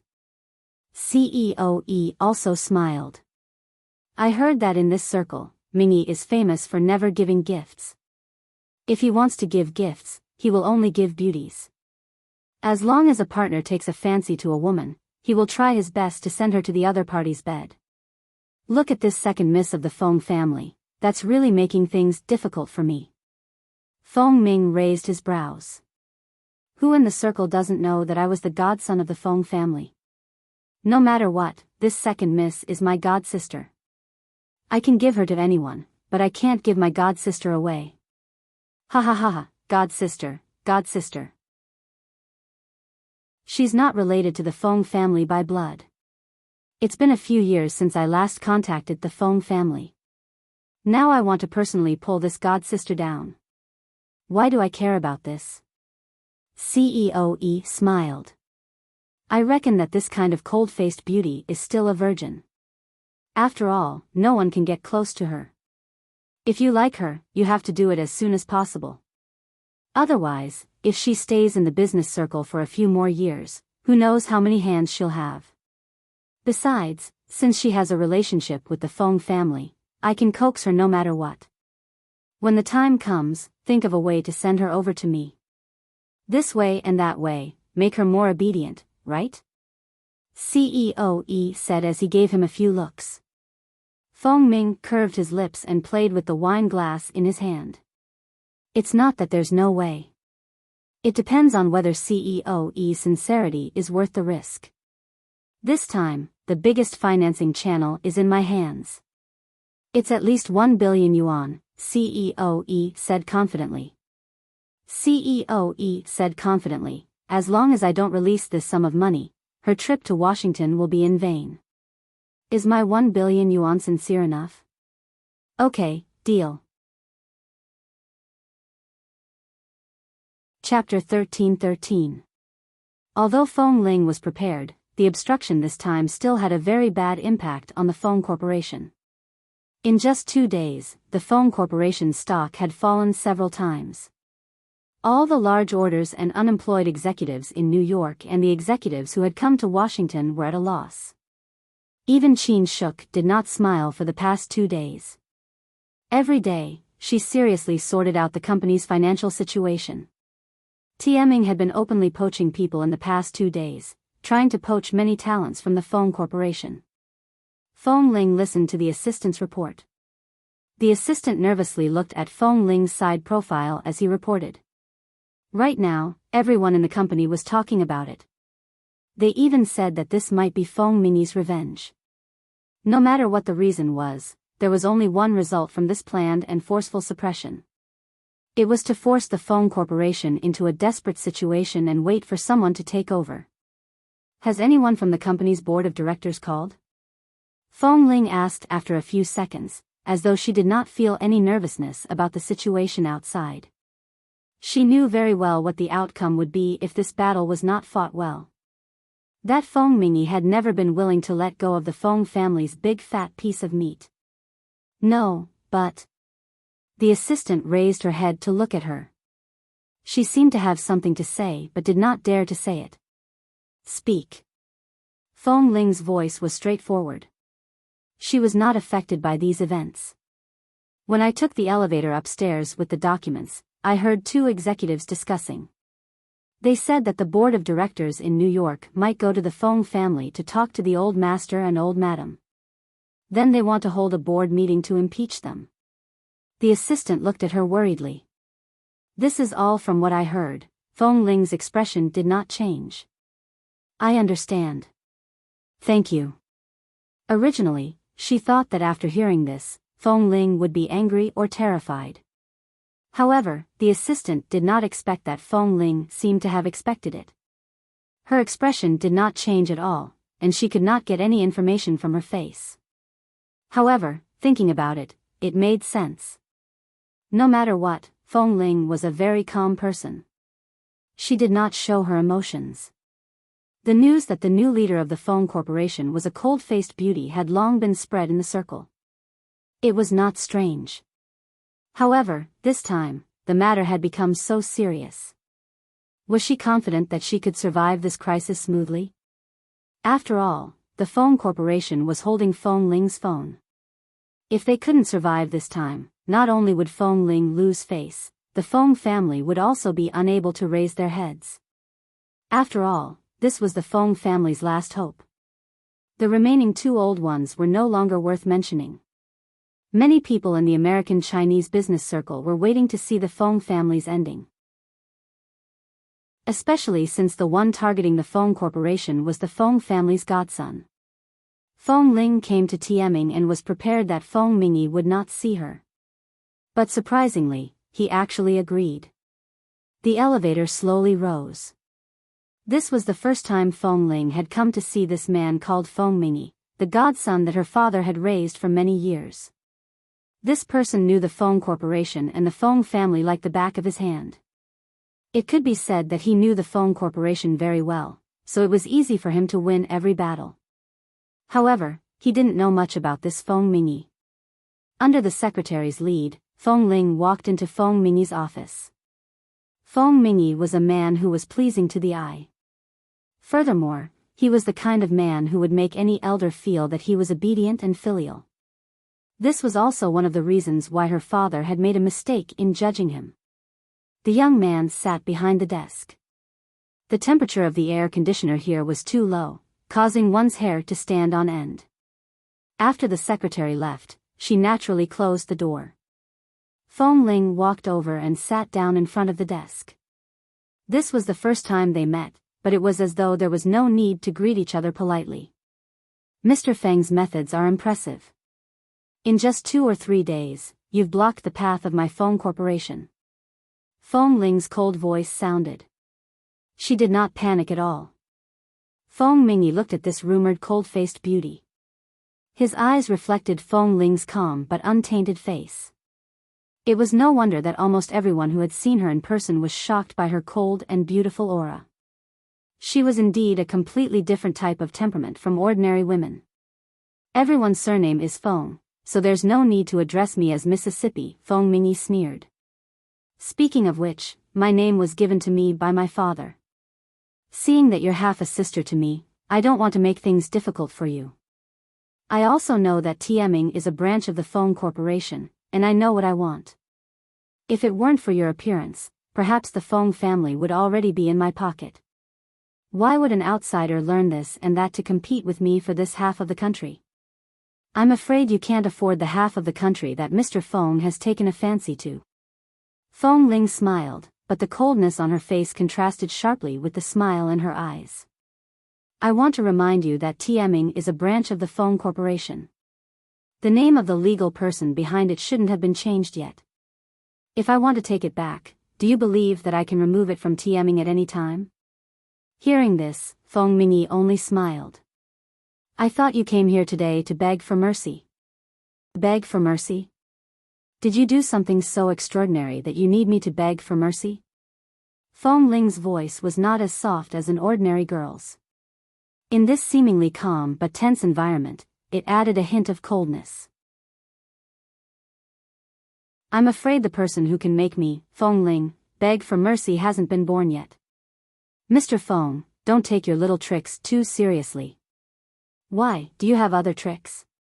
Or can the Feng Corporation, which has no backer for a long time, find some backer?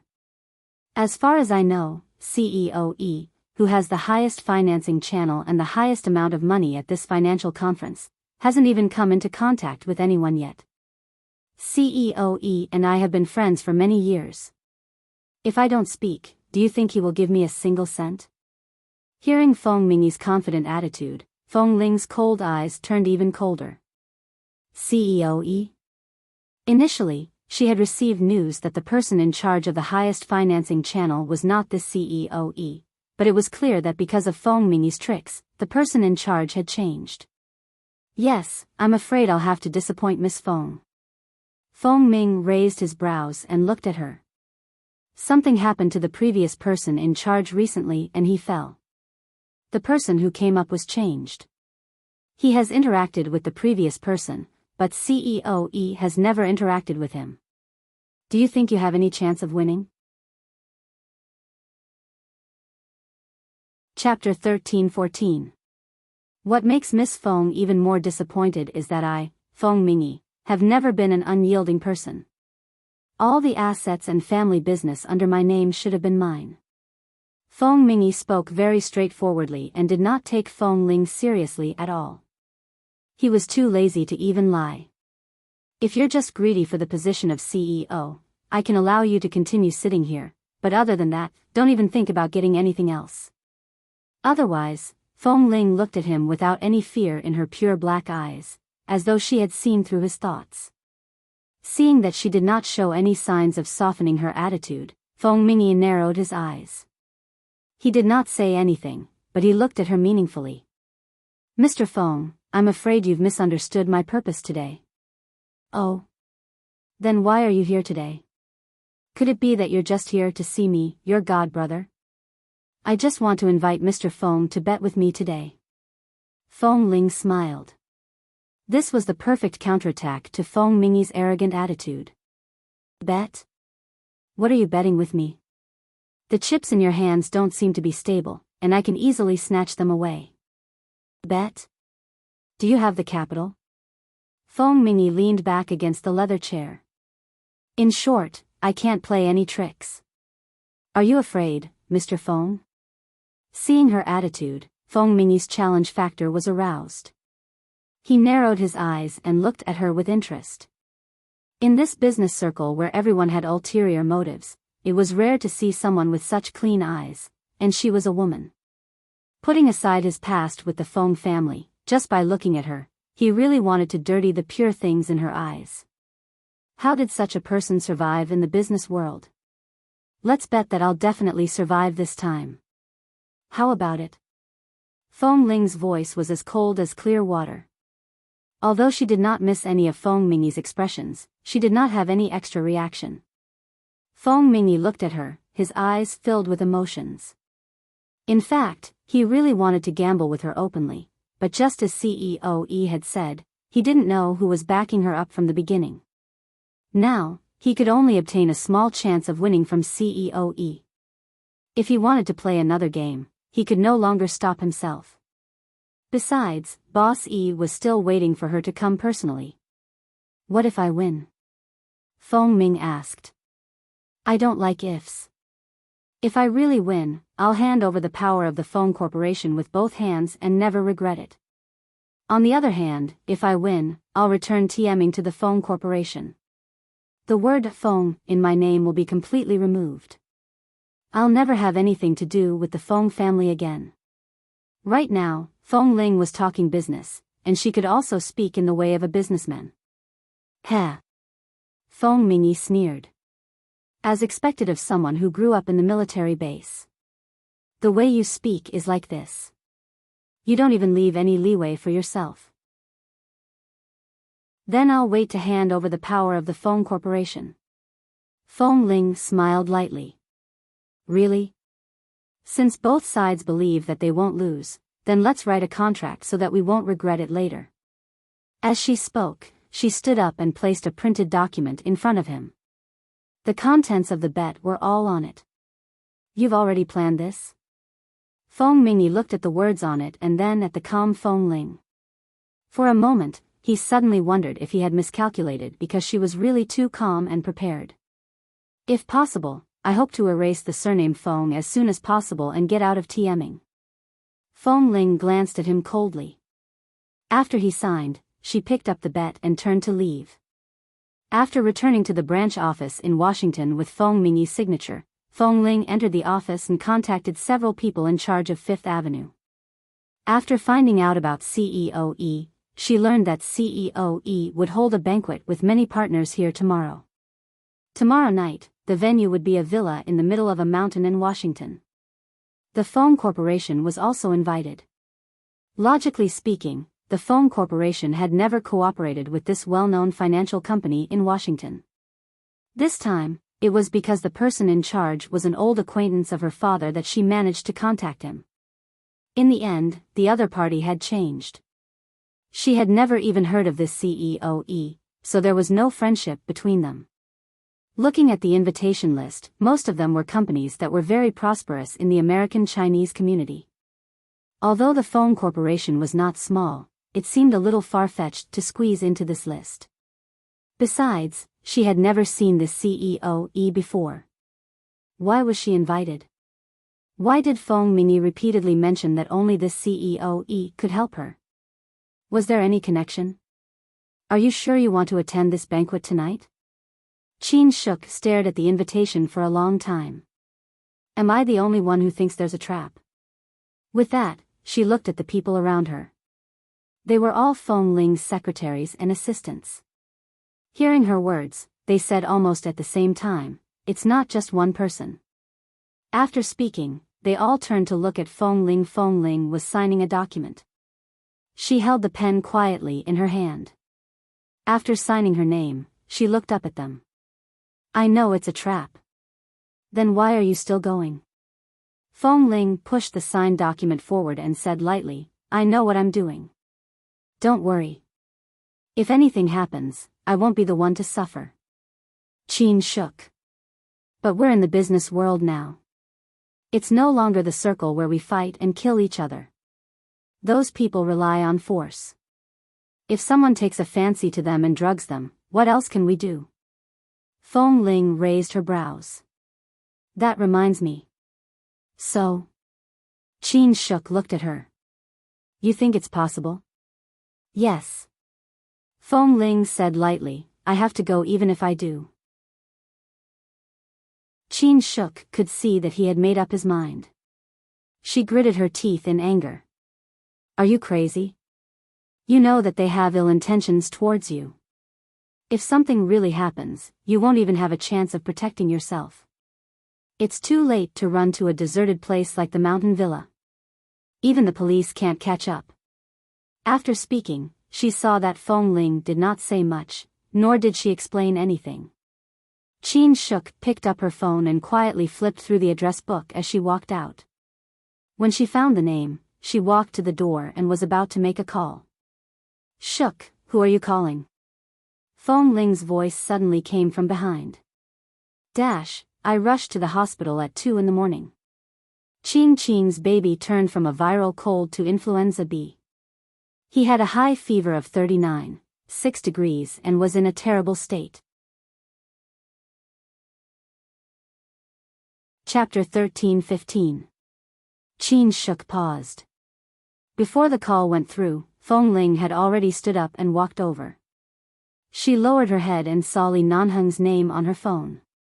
Seeing that she had been caught, Chin Shuk could only mutter awkwardly, the police can't rush over, but at least Li Nanheng can.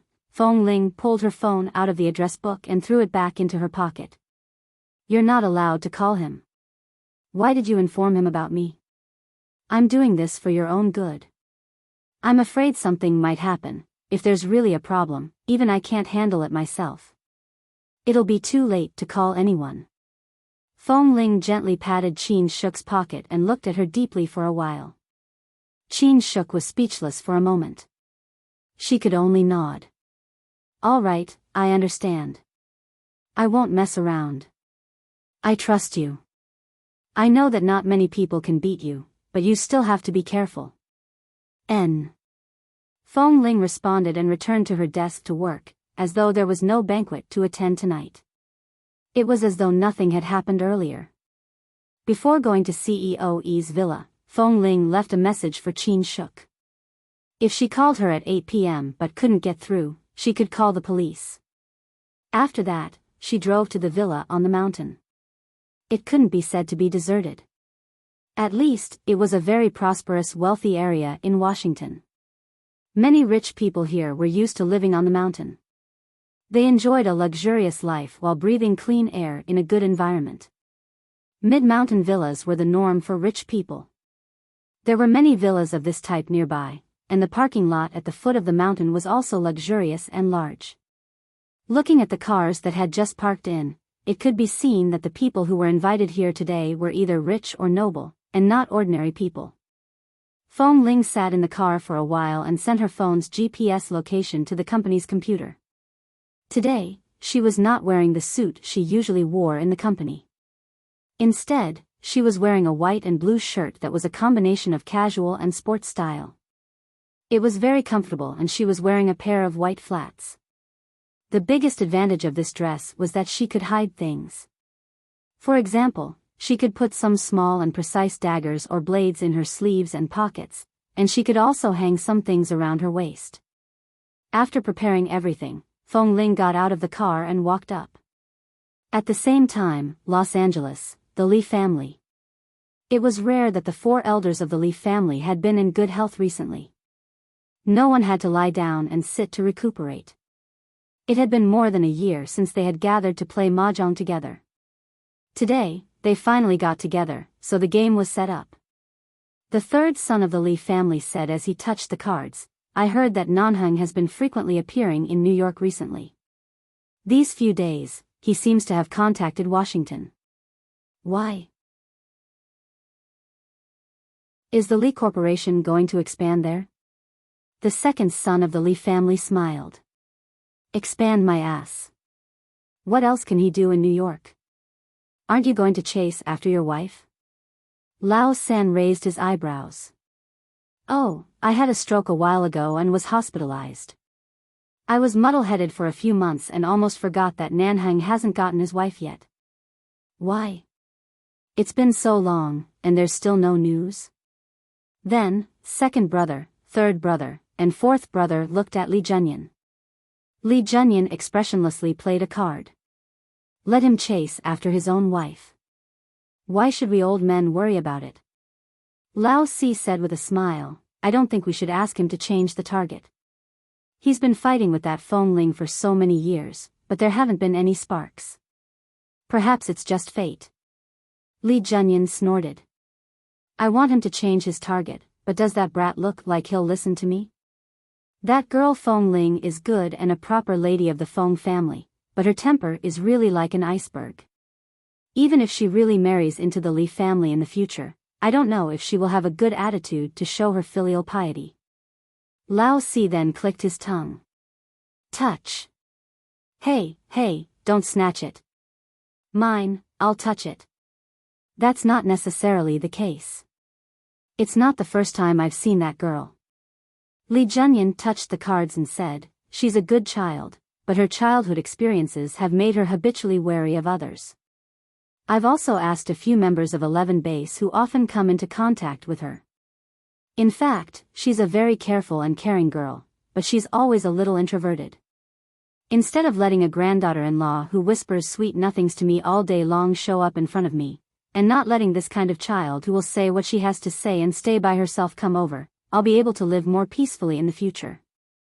It seems like you've already made up your mind about this granddaughter-in-law? Second elderly smiled and said, then it seems that Nanheng has to work harder. Otherwise, when will I be able to hold my great-grandson? I was wondering why Nanheng was suddenly so obedient and willing to return to the Li Corporation. It was all because he made a bet with me that if I couldn't hold a great-grandson within a year, he would obediently scram out of the base and go to the Li Corporation to manage the company for me. In the end, don't talk about a year, this brat hasn't let me hold a great-grandson for 2 years. Seriously, since he was young, he could do anything. Why did he fall for such a difficult wife? My hair is already white. How many years can I wait? I'm already half a foot in the ground. If he really insists on marrying that girl Feng Ling, why don't the few of us help him? Third elderly said with bright eyes. Fourth elderly sneered. Come on, it's not convenient for us to interfere in the matters of young people. It's normal for young people to quarrel. Besides, with Nanheng's temper, only Feng Ling can suppress him. It's rare to find someone who can control him. Let him suffer there. Nanheng has gone to Washington now? Yes, he went to Washington to chase after his wife again. Tisk tsk, I think Feng Ling is his fate. Ever since he was young, his temper has been accumulated. He's just waiting to be subdued by that girl in the future. Ha ha ha, I think Feng Ling is in America now. It's better than when she was in England. At least she can see him. My premonition has always been accurate. I think Feng Ling will hear good news soon. That's right. Where did you get the premonition from? TSK, a place like Washington is not suitable for talking about work. It's suitable for talking about love. I really hope that these 2 children will be less busy with work and focus on their relationship first. Don't be busy all day. When can they have a child like this? Sigh, I'll have to wait. No, I guess it will be soon. Chapter 13-16. Mid-Mountain Villa.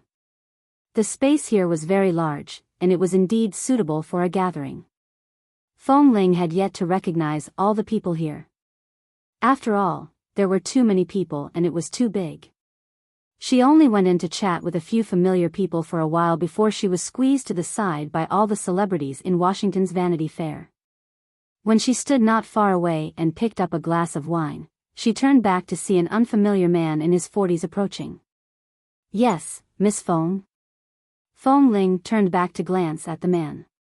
Before she could speak, the secretary who walked over with him introduced, this is CEO E, the host of the banquet in the Mountain Villa. So you're CEO E, Feng Ling nodded at him calmly. All right, nice to meet you. Nice to meet you.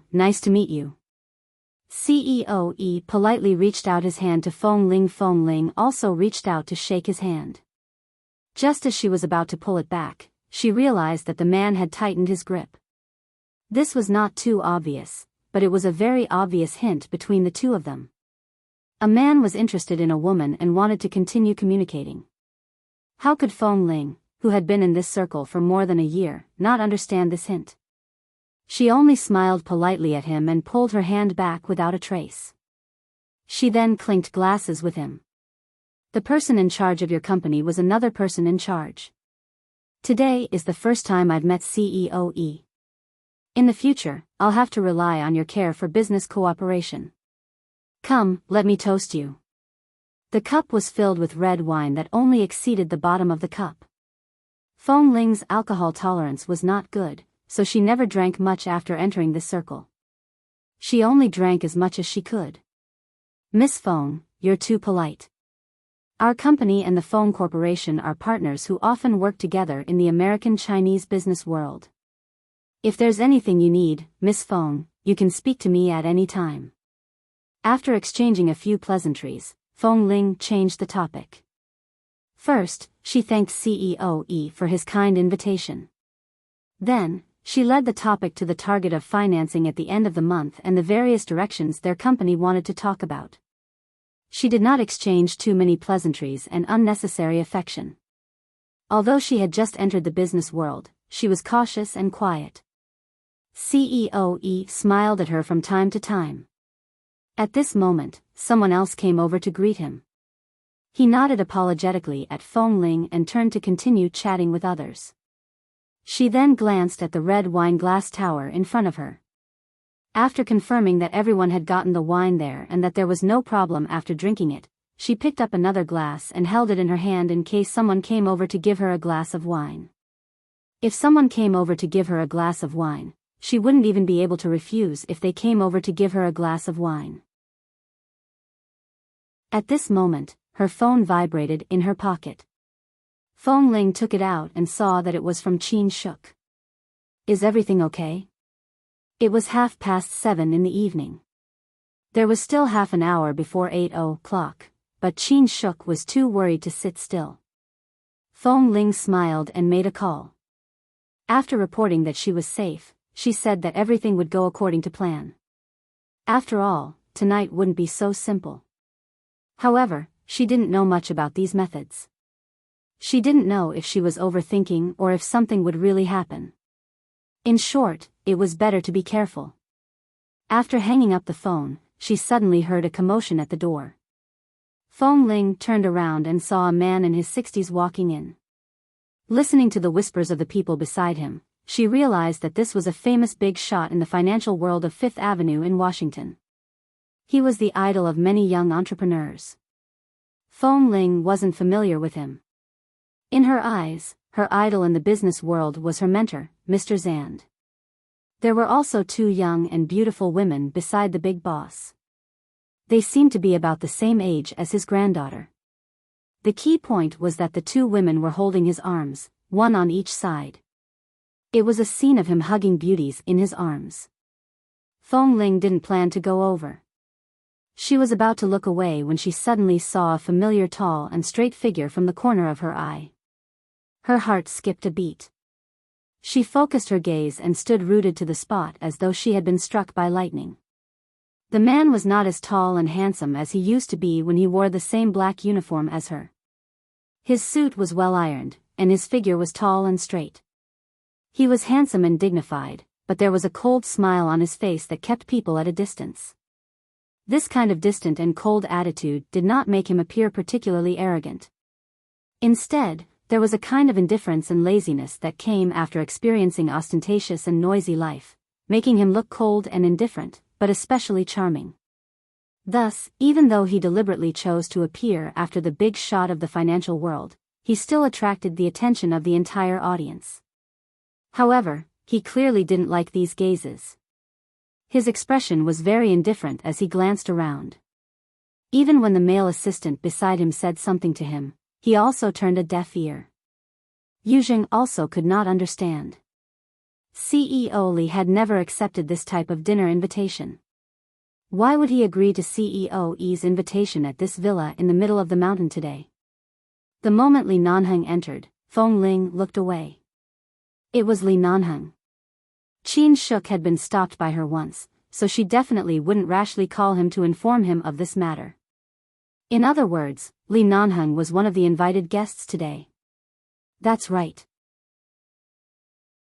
The Li Corporation's status in the Chinese world in the United States was almost on equal footing with Mr. Mo's Shine Group. In addition, with 11 base behind them, they were an existence that neither the underworld or the underworld dared to provoke. Although Li Nanheng had left the base, his reputation was still there. This time, the Li Corporation, which never participated in these small projects, had thrown out an olive branch. These people would definitely risk their lives to curry favor with him. Of course, he would not be left behind. But did he know that she was here before he came? He clearly knew what the bet she had made with him was, yet he still came here to snatch the investment from her. Did he really want to pocket the 1 billion yuan? However, at this moment, Feng Ling suddenly realized that she seemed to have made a stumbling block for herself. If that was the case, if Li Nanheng would personally appear to compete with her every time there was a competition, she would only have a 30% chance of getting the investment. After all, he should be the one the investors should curry favor with. As long as he nodded, who would dare to refuse? At that time, she had only thought about not letting the forces behind him finance him, but she had neglected the Li Corporation's status in the business world. Now, looking at Li Nanheng's appearance, she could tell that her chances of winning were very small. Chapter 13-17. By the side, there were 2 daughters brought by a CEO. They stood together and looked in the direction of the door and exclaimed, isn't that, the one from the Li Corporation?" The 2 young girls walked over there. Before Feng Ling had time to look back, she heard the 2 girls talking excitedly about the rumors about 11 base. Did all the girls like this kind of man? Li Nanheng is here too. It's really rare. The Li family rarely appears on such occasions, especially Li Nanheng. He has just taken over the Li Corporation and doesn't attend many events in person. It's really rare to see him here. Speaking of which, I've only seen CEO Li once. It was in Los Angeles last time. The Li family's strength and power can't be underestimated, especially Li Nanheng, who has always been mysterious. It seems that he has a lot of projects in his hands and has a close relationship with Shine Group. This kind of person can only be friends. Once we become enemies, we really can't take it. Then why did he suddenly come to such a small banquet? Feng Ling listened to the discussion by the side and turned to the other side expressionlessly. She went to the red wine glass tower and picked up a glass of wine. The wine in this glass was more than the wine on the long table by the side.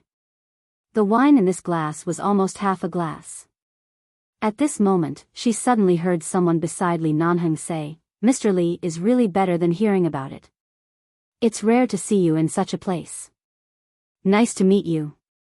Someone else said, "I heard that Mr. Li rarely has women by his side. Could it be that he's really abstinent to a certain extent? He even brings a male assistant to a banquet. He doesn't even bring a female secretary by his side." Abstinence? Feng Ling expressionlessly raised her glass and drank the wine in one gulp. Fortunately, not long after, the topic about Li Nanheng's abstinence was politely ended by him with a few words. Li Nanheng whispered a few words to his assistant, Yu Zheng, and turned to chat with the celebrities who came up to him. However, at this time, the socialites who had appeared out of nowhere were all standing there, smiling and listening to their conversation. It was as though they were very happy to stand there and play the role of a vase.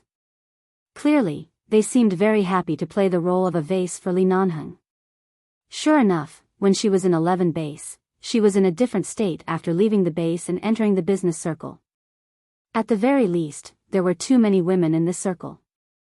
No matter if it was a successful woman, a rich lady, or a business partner, the last thing Li Nanheng lacked was women. However, he only had a male assistant by his side, causing those vases who were attracted to him to be unsure if he was really not interested in women, or if there was something wrong with his sexual orientation. Therefore, they didn't dare to be too arrogant and could only watch from the side, silently observing and waiting for an opportunity to make a move. However, when she turned around, she could still hear a woman whispering, "I didn't expect Lee Nanheng to be so handsome. I thought that a man who has been in the military base for so many years would either be big and silly or the dark-skinned and average-looking. In short, I always thought that he would be the masculine type. I didn't expect him to be so good-looking. His handsomeness is beyond my imagination. This young master of the Li clan rarely shows up before, so I've never seen him before. I didn't expect him to be so good-looking. I really want to chase after him. Look at how he brought a male assistant to a simple dinner party. It's obvious that he really doesn't keep women by his side. You want to chase after him? Can you catch up? I'm afraid even if you go, you'll hit a wall. That might not be the case. What if he just hasn't met anyone suitable?" Although Feng Ling was wary of CEO Yi's motives, at least she wasn't afraid of attending the dinner party. But now, she really regretted it. Perhaps she shouldn't have come. She decided that she had to keep a low profile today. She definitely couldn't let Li Nanheng see her. Based on this man's arrogant behavior, if he saw her here, who knew what would happen? He didn't bring a woman with him because he only had one woman in his eyes for so many years. As the only woman in his eyes, Feng Ling didn't really want to have this title. She came here today to take the opportunity to talk about the financing. If Li Nanheng was also here, not to mention that it was not good for her to speak now, even if she spoke, he could shut her up with one sentence. There was already a bet. If he went all out, she probably wouldn't be able to get a single cent of this financing. Then why was she still wasting her time here? She might as well go somewhere else to raise 1 billion yuan. Thinking of this, she put down the glass in her hand and turned to leave. In the end, she walked too fast and did not notice it. She bumped into CEO Yi, who had walked close to her at some point in time. The wine glass in CEO Yi's hand was knocked over by her and splashed onto his suit. His expression changed as he looked up at him. "Sorry." Feng Ling saw that the wine glass in CEO Yi's hand was originally very stable. He shouldn't have flipped it, but he had actually splashed it all over him. After a moment of hesitation, she corrected her expression and gave him an apologetic look. "I left in a hurry and didn't see clearly. I'm sorry." CEO Yi looked at her and smiled. It's fine. How about this? I'll help you wipe it first." Feng Ling picked up a tissue from the table to help him wipe the wine stains on his shirt. "I'm really sorry, CEO Yi, it's okay." CEO Yi took the tissue from her hand and held her hand unintentionally. He then smiled at her. "My clothes are so dirty. Why don't you accompany me back to my room to change my shirt, Miss Feng?" Feng Ling abruptly retracted her hand and looked up at the light in CEO Yi's eyes. "I'm sorry, I didn't do it on purpose, but CEO Yi should change his clothes himself." She paused for a moment and remembered that she was in the business circle, so she couldn't be too straightforward. She simply said, "The bathroom is next door. I'll accompany you in to clean it up." "How do we clean it?" CEO Yi lowered his head and shook the red wine stain on his shirt. "No matter how we clean it, this shirt is already ruined. We can't go in and wash it before wearing it, right? Why don't we go back to our room and change? My secretary isn't around. Miss Feng, come with me." "Then, shall I call your secretary for you?" Feng Ling still had an apologetic expression, but she had already taken a step back to maintain a proper distance. Her eyes were cold and disgusted. "No need. Just accompany me," CEO Yi said as he reached out to hold her hand. Babies, if you have monthly votes, vote. Chapter 13:18. Feng Ling looked at CEO Yi's outstretched hand. At the same time, she saw the few people nearby who seemed to have noticed what was going on but did not even look in this direction. She finally knew his plan. The first step was to wait for the willing person to take the bait. If she was unwilling, who knew what would happen next? "Why, Miss Feng, you messed up my shirt like this. Are you afraid that I'll do something to you? CEO saw that she had been politely avoiding him and his gaze turned cold. He sneered and said, "This banquet is still in progress. I'm the host of tonight's banquet. I don't think you want to see me appear so dirty, do you, Miss Fong?" CEO, I can go back and compensate you with a shirt of the same style or better than this one. As for changing clothes, we're all adults, not children. We have to avoid arousing suspicion. Fong Ling said straightforwardly, I hope CEO won't make things too difficult for me. Miss Fong, you're here to talk about financing today, right? At this moment, CEO's secretary happened to come over with some financing information. After seeing the situation here, he seemed to have listened for a while and then walked over with a smile. CEO, this is a chance for you to talk to him privately. Other people might not have such treatment. Miss Fong, you don't have to be too careful. Our CEO is very upright. Of course we have to talk about financing. Fong Ling's smile did not reach her eyes. I'll definitely compensate CEO's shirt. How about this? I'll send someone to buy one for you now. Seeing that she was still avoiding talking about going back to his room to change clothes, CEO's gaze turned even colder. Who asked you to buy a shirt? At this moment, CEO's secretary stood by the side and changed her expression. Her expression was full of disdain. Right now, the Chinese business circle in America is really uneven. Any ignorant person can come up to manage a company. This kind of person who dirties someone's clothes and is still so proud can be invited here. Our CEO is really too good-tempered.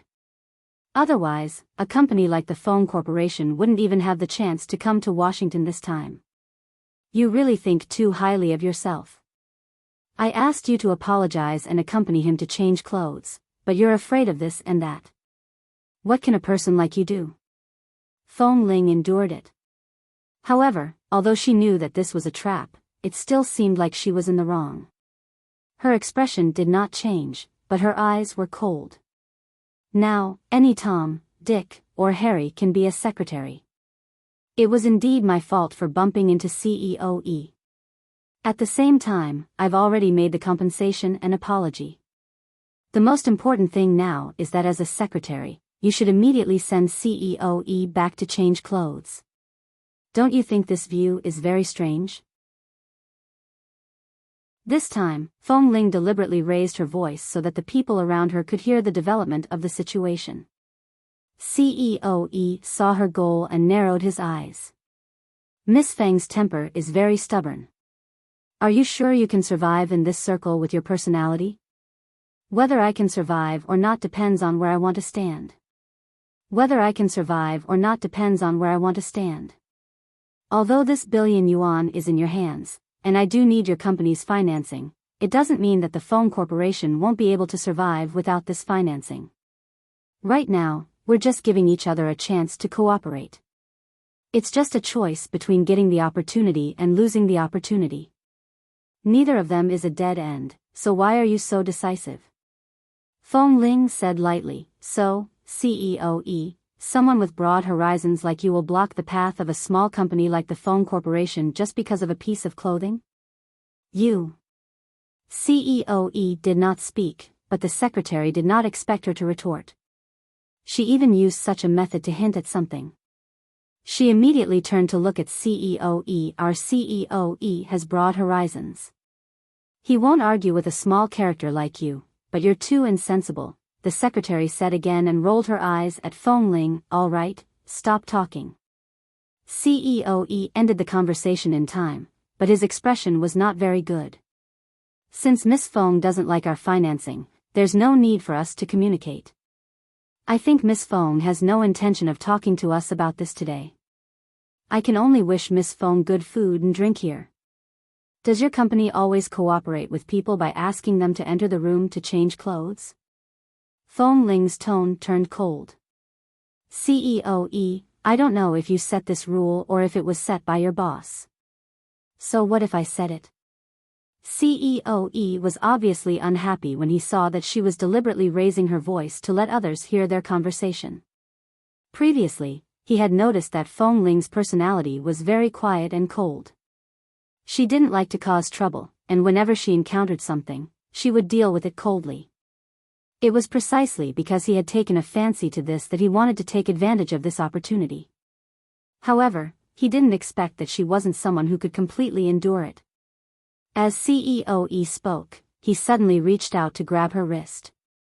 I don't think you're in the mood to continue discussing cooperation with others here. Why don't you come with me to find a place to have a good, detailed, and fresh chat? He enunciated the last few words very slowly, and his voice was also very low. However, Feng Ling waved his hand away and turned to leave with a cold expression. However, at this moment, 2 security guards suddenly stood by the side and blocked her way. When she saw the 2 security guards, Feng Ling's expression did not change. She looked at them coldly until CEOE walked over and stood less than half a meter behind her. He said in a low voice, Miss Feng, you're a smart person. You should have guessed something before you came. Do you think the security facilities in my villa are poor? When you entered the door, the surveillance camera at the door detected that you were equipped with a dagger and several sharp blades. I know that you are different from ordinary girls, but do you think that you have the ability to hurt people now that you are standing here? You have to know that you're no longer the daughter of the Feng family. You have the entire Feng Corporation and the Feng family behind you. If you dare to kill anyone here, we can destroy your entire Feng family. Not far away, Li Nanheng was chatting with a few businessmen and celebrities. His attitude was aloof and noble, but not arrogant. Although his expression was cold, the celebrities did not feel like they were being slighted. Suddenly, the sound of a wine glass shattering entered his ears. Chapter 13:19. Do you think you're so capable? Do you think you can do whatever you want just because you have some skills? It won't be so easy to get by here. Hearing this voice, Li Nanheng frowned slightly. He casually glanced at the crowd 20 meters away, only to see Feng Ling's figure. The man's pupils constricted slightly. When he saw that she was trapped by 2 security guards, his expression changed. Seeing this, a few businessmen and celebrities followed his gaze and looked over. Then, someone quickly went over to smooth things over and said, Boss E, what happened? Why did you start making things difficult for a woman? You're Miss Feng, right? Are you alright? The last sentence was said by the person who tried to smooth things over to Feng Ling. As he spoke, he glanced at Li Nanheng from the corner of his eyes. If he was not mistaken, CEO Li should know this person in charge of the Feng Corporation, and their relationship was not simple. Feng Ling did not answer. Feng Ling did not answer. She was just thinking about the door she had just passed.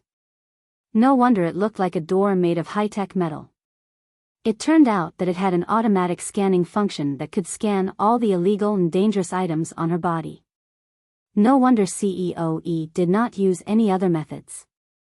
He knew that she would not be easy to deal with, so he simply wanted to take the opportunity to see if he could take any measures that would make her give in. In the end, he failed. Miss Feng doesn't look too good. Should I ask someone to send you over to sit down and rest? The person who tried to smooth things over said and gave his assistant a look. Wait. Li Nanheng's voice was low. He turned and walked in that direction. At the same time, he said to the celebrities beside him, Excuse me. Yu Zheng, who was following Li Nanheng, quickly stopped smiling politely at the celebrities beside him.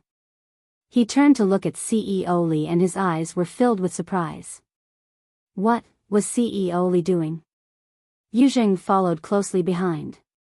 There were 2 sides in her heart. One side was reminding her that if she wanted to break out of the encirclement, not to mention these 2 security guards, even the dozen or so security guards present might not be her match. She could just fight her way out. However, the other side was telling her that she couldn't. She had the Feng family behind her, and even if she couldn't get the 1 billion yuan, it was still necessary for her to gain a foothold in Washington. She couldn't be impulsive or use force to solve it. Just when her hand, which had just dropped the wine glass, was tightly clenching into a fist in her sleeves, restraining herself all the time, a lazy and smiling voice suddenly sounded in his ears. "Boss E, how did my woman provoke you?" This voice, the familiar voice, caused Fong Ling's cold heart to skip a beat. It was as though someone had hit her with a stick. Really, whatever you were afraid of came true. She secretly restrained her emotions and turned to see Li Nanheng approaching. CEO's expression stiffened when he heard Li Nanheng's sudden words. He turned to see who it was. After seeing that it was really Li Nanheng, he then looked at Fong Ling, whose expression had become much calmer. "Who is it? This Miss Fong? CEO Li's woman?" CEOE Fong Ling did not look at Li Nanheng. She only said lightly, "I'm your guest, and Mr. Li is also your guest." "You must have heard wrongly." CEOE didn't understand. If he had heard wrongly, then the others couldn't have heard wrongly. However, it was clear that those who had heard this had heard Li Nanheng's words clearly. For a moment, he was unsure. He could only look at Fong Ling, who did not even like to wear a gown and rushed to the banquet in casual sportswear. Then he turned to look at Li Nanheng. Li Nanheng did not explain further. He moved his gaze away from Fong Ling's face and turned to look at the others. What happened? The secretary beside CEOE thought for a moment and quickly went forward to add oil to the fire. Fong Ling clearly did not do it on purpose, and the wine should not have been spilled on CEOE, but such a small matter had been exaggerated by the secretary. She said a lot about how cold and arrogant Fong Ling was. In short, all the fault was on her, and she described her attitude as very bad. After listening, Li Nanheng only glanced at Fong Ling indifferently. The latter did not even look at him, but her expression was cold and indifferent. If it weren't for the fact that they were in front of everyone in the business world and that Fong Ling was indeed responsible for the Fong family, she really wanted to throw this secretary over her shoulder. She didn't even sneer, but her expression was very cold, so cold that it was as if there was a certain distance between her and these people. Even if she was being framed and embellished, she just looked on coldly and didn't rush to explain. Seeing her attitude, the two security guards reached out unhappily and grabbed her wrist. "Let go." Li Nanheng stood in the crowd. His face was obviously cold and angry, and his eyes were clearly dark. At the same time, he looked at Fong Ling. "Speak." "I have nothing to say." Fong Ling was suddenly pointed out by the man and looked at him. "It's a small matter. There's no need for Mr. Li to worry. I can solve it myself." "You can solve it?" Li Nanheng's low voice carried a hint of coldness that others could not understand. Earlier, he had said that she was his woman, but now it seemed like the atmosphere between the two of them was very far apart. Fong Ling glanced at him again.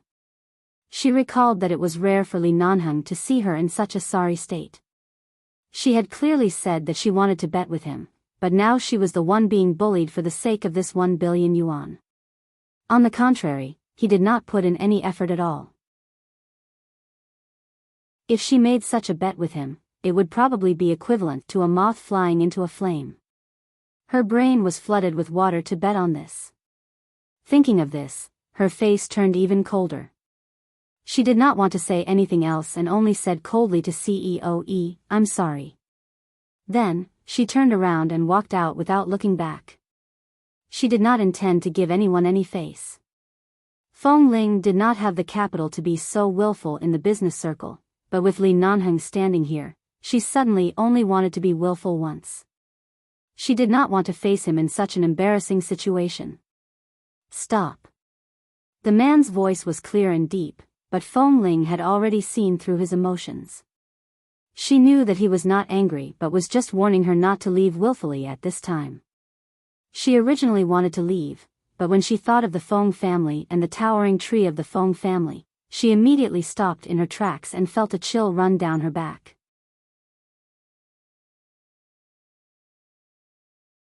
Chapter 1320.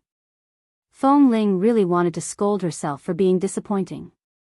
She usually thought that she was very powerful, but when she really fell into the mouth of this business circle, she found that she really might not be able to handle it. In the past 10 months, she had been fighting with the people in the company and had not reached out her hands to the outside world. Now that she had reached out, she realized how bad the people in this circle were. She was quiet for a moment and abruptly turned back. I've just been taught a lesson by CEO E. Do you have anything else to say, CEO Li? Just now, Li Nanheng had publicly said that she was his woman, but now Fong Ling had a vigilant expression on her face that said, I'm not familiar with you. Her whole body was in a state of cold vigilance, as though she might walk out at any time without looking back. At a time like this, she could still be stubborn. Li Nanheng was so angry that he laughed. He slowly unbuttoned the exquisite buttons on his collar. His aura was different from before. He really had the aura of a superior in the business circle. His black eyes were cold as he stared at her, and his voice was low and indifferent. Come here. Fong Ling's scalp went numb from his gaze. It was as though he was looking down at her when she was thrown onto the training ground at night to do devil training. She kept telling herself not to get involved with him on such an occasion. Sorry, today's occasion is not suitable for a newcomer in the business circle like me. Everyone, eat and have fun. I'd better, I told you to come over. Li Nanheng mercilessly interrupted her. The self-mocking words of a newcomer in the business circle made him frown and his gaze dark. Fong Ling clenched her hands in her sleeves. Although Yu Zheng was not particularly familiar with this Miss Fong, he could tell that CEO Li was on the verge of anger. It was clear that CEO Li wanted to help her, but why did this Miss Fong keep avoiding him? Everyone present could see that the two of them were advancing and retreating. They couldn't help but wonder what kind of relationship this Miss Fong had with Li Nanheng. Fong Ling glanced at him again and met Li Nanheng's gaze. She pondered for a moment and turned to walk back. It's just a small matter. Mr. Li really doesn't need to interfere. She looked up at his eyes and said, There's no need to make our relationship so ambiguous on this occasion. I don't want to do this. As soon as she finished speaking, Li Nanheng's black eyes narrowed coldly, and his pupils constricted. His tightly pursed thin lips curved into a mocking smile, but his expression was extremely cold. The celebrities beside the man couldn't help but shiver. The assistant, Yu Zheng, felt that this lady was courting death. Li Nanheng ignored the crowd behind him and walked to the front of the cover. Looking at her, he bent down slightly and whispered in her ear, No matter how stubborn you are, it depends on the time. Are you sure you still want to confront me at this time? When he spoke, there was a cold sneer in his voice. When he spat out each word, there seemed to be some ice shards in his voice. Otherwise, do I have to admit that I'm related to you in front of so many people? Fong Ling said and stepped back. Think about it carefully. If this billion goes down the drain because of your temper, it won't be long before you have to prepare to marry me. I gave you face and gave you some leeway, but now you don't want to give yourself any leeway at all? The man's voice was still cold and indifferent, but there was a hint of mockery. Where did the courage you had to make the bet with me go? It's so easy to marry you. I'm afraid I'm not used to it. As she listened, her heart pounded wildly. The bet was all because she had enough confidence, but now, this confidence had almost been wiped away. After all, King appeared out of nowhere. She didn't speak. She just hated the unequal status between them. It was like this in the past, and it was like this now. But thinking about it carefully, every time in the past, he seemed to be the first to give in. Thinking of this, her eyes gradually melted a little, but there was still some stubbornness in her eyes. The biggest resentment in her heart was that she should have listened to Qin Shuk's suggestion and given up on the financing from CEO E and looked elsewhere. She shouldn't have taken this risk. In the end, she even embarrassed herself in front of Li Nanheng. Fong Ling didn't realize that the reason she was really depressed and angry was because she had made a fool of herself in front of Li Nanheng. Her heart was surging with displeasure. Seeing that she was still deliberately drawing a line between them, Li Nanheng's jaw tightened. The next second, he suddenly reached out and held her in his arms. Feeling his movements, Feng Ling retreated in shock, but was quickly pulled back by the man. The moment she fell into his arms, the man's voice was close to her ear. It was as though he was whispering, but it was as though everyone around could hear his voice. Why are you still throwing a tantrum with me at a time like this? I just made you angry last night. Is there a need to not give your fiancé face in front of so many people? Fiancé? Everyone was in an uproar. Feng Ling, she was about to push him away, but the man had already let go of her. At the same time, he lowered his eyes to look at her fiery gaze. There was a smile in his eyes, but that smile was clearly warning her not to speak nonsense. If he didn't let her speak, he could speak nonsense? Whose fiancé? She had only run into a wall with CEOE and had other countermeasures. It wasn't even a month yet. How could he be so shameless as to call himself her fiancé? Did she agree to it? However, in a sense, Feng Ling was also labeled as someone not to be trifled with. Li Nanheng's name was of utmost importance in the American Chinese business world. Although he had just taken over the Li Corporation, he rarely attended these banquets. Other than the family leaders who often worked with the Li Corporation, most people had never interacted with this former young master of the Li family. However, the rumors were all about how unapproachable this man was, how abstinent he was, and how pure he was. Thus, the socialites who saw him today were all very interested in him. However, today, this man had personally broken the fantasies of those socialites. Was he already engaged? Ahaha, I've read a lot of comments saying that I don't understand Feng Ling's attitude recently. In fact, everyone has different feelings. Some people think that Li is wrong, while others think that Feng is going too far. In fact, as long as no one violates their principles, nothing is a big problem. It all depends on how I write it, huh? There will be a big plot before the ending of Ling Li's side story. Currently, Ling Li's side story is almost 4/5 complete. After the ending, Qin Shi's side story will continue. As for every story and every character, regardless of whether they are good or bad, Qingxing wants to thank everyone for their company.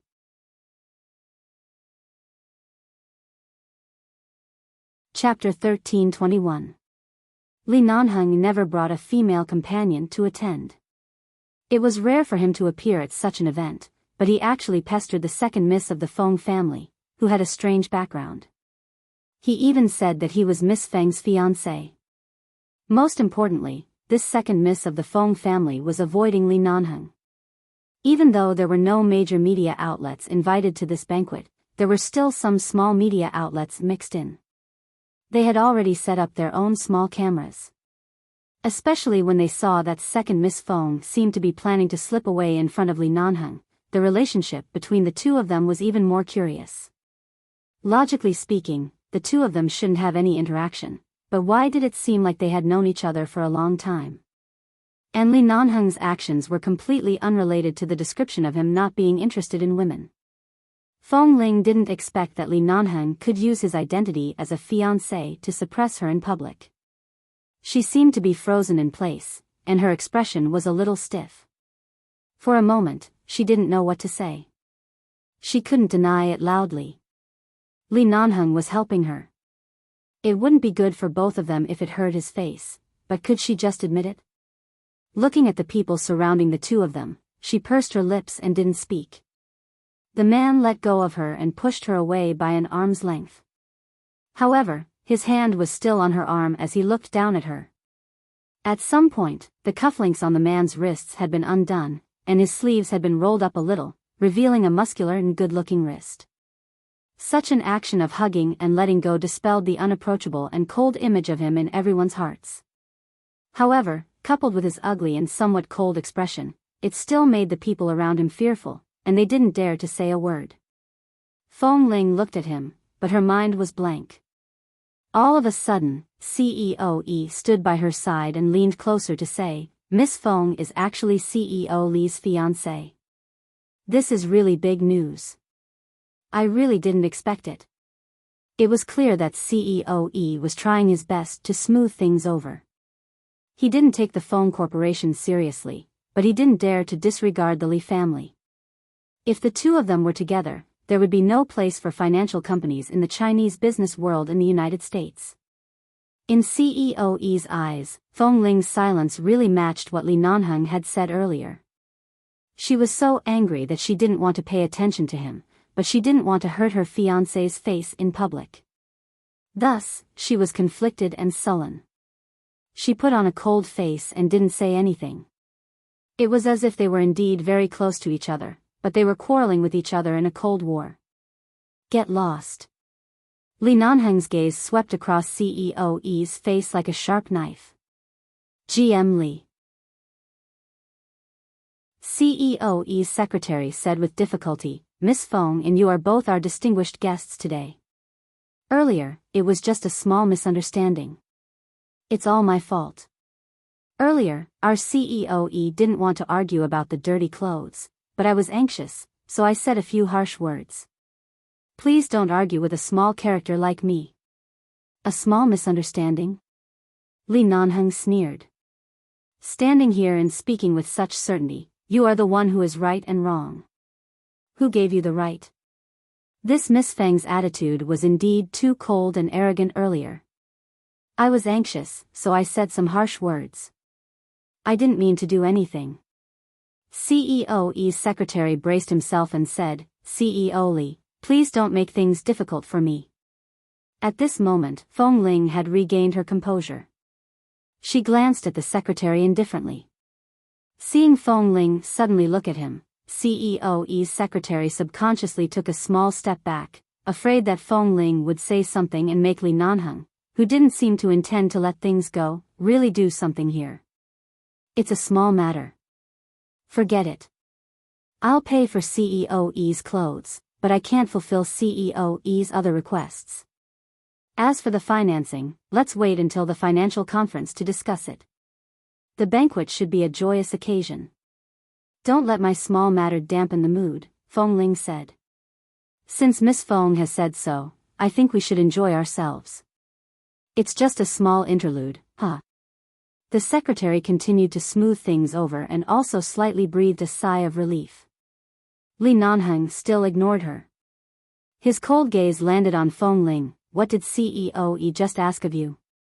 Feng Ling abruptly raised her eyes to look at him, hinting for him not to blow up this matter.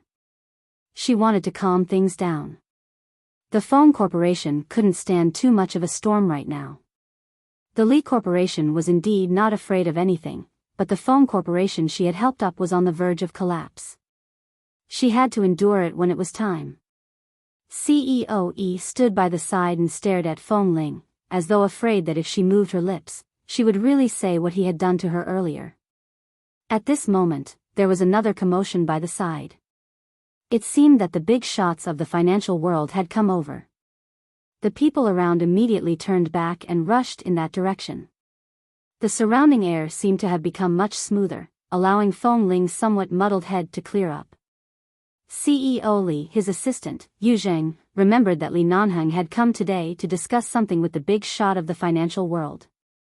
Seeing that he had approached, he stood behind Li Nanheng and reminded him in a low voice, "Are we going over now?" Or, Li Nanheng didn't seem to hear his assistant's words.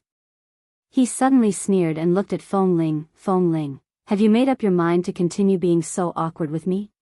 Li Nanheng was indeed Li Nanheng. He was so arrogant that he didn't care about anyone's eyes or the occasion. Feng Ling clenched her fists and approached him with some difficulty. She said in a voice that only he could hear, "What's the matter? Can't we talk after we leave this place?" After a while, she heard the man's chuckle. "You want to avoid suspicion? Very good." He said these two words indifferently. His icy gaze finally moved away from her body. Feng Ling turned her gaze to his face. Although the man did not leave immediately, he had already turned to walk toward the crowd. "Mr. Li, nice to meet you." The big shot of the financial world stepped forward and shook Li Nanheng's hand warmly. He was clearly very old, but because of his good maintenance, he still looked bright and energetic. His eyes were filled with admiration and enthusiasm for Li Nanheng. "Nice to meet you, Mr. Mike." Li Nanheng curled his lips slightly. Although the coldness in his eyes had been retracted, there was still some hostility left. This hostility made his gaze sweep over the people around him, and there was a hint of mockery in his eyes. W. 4M.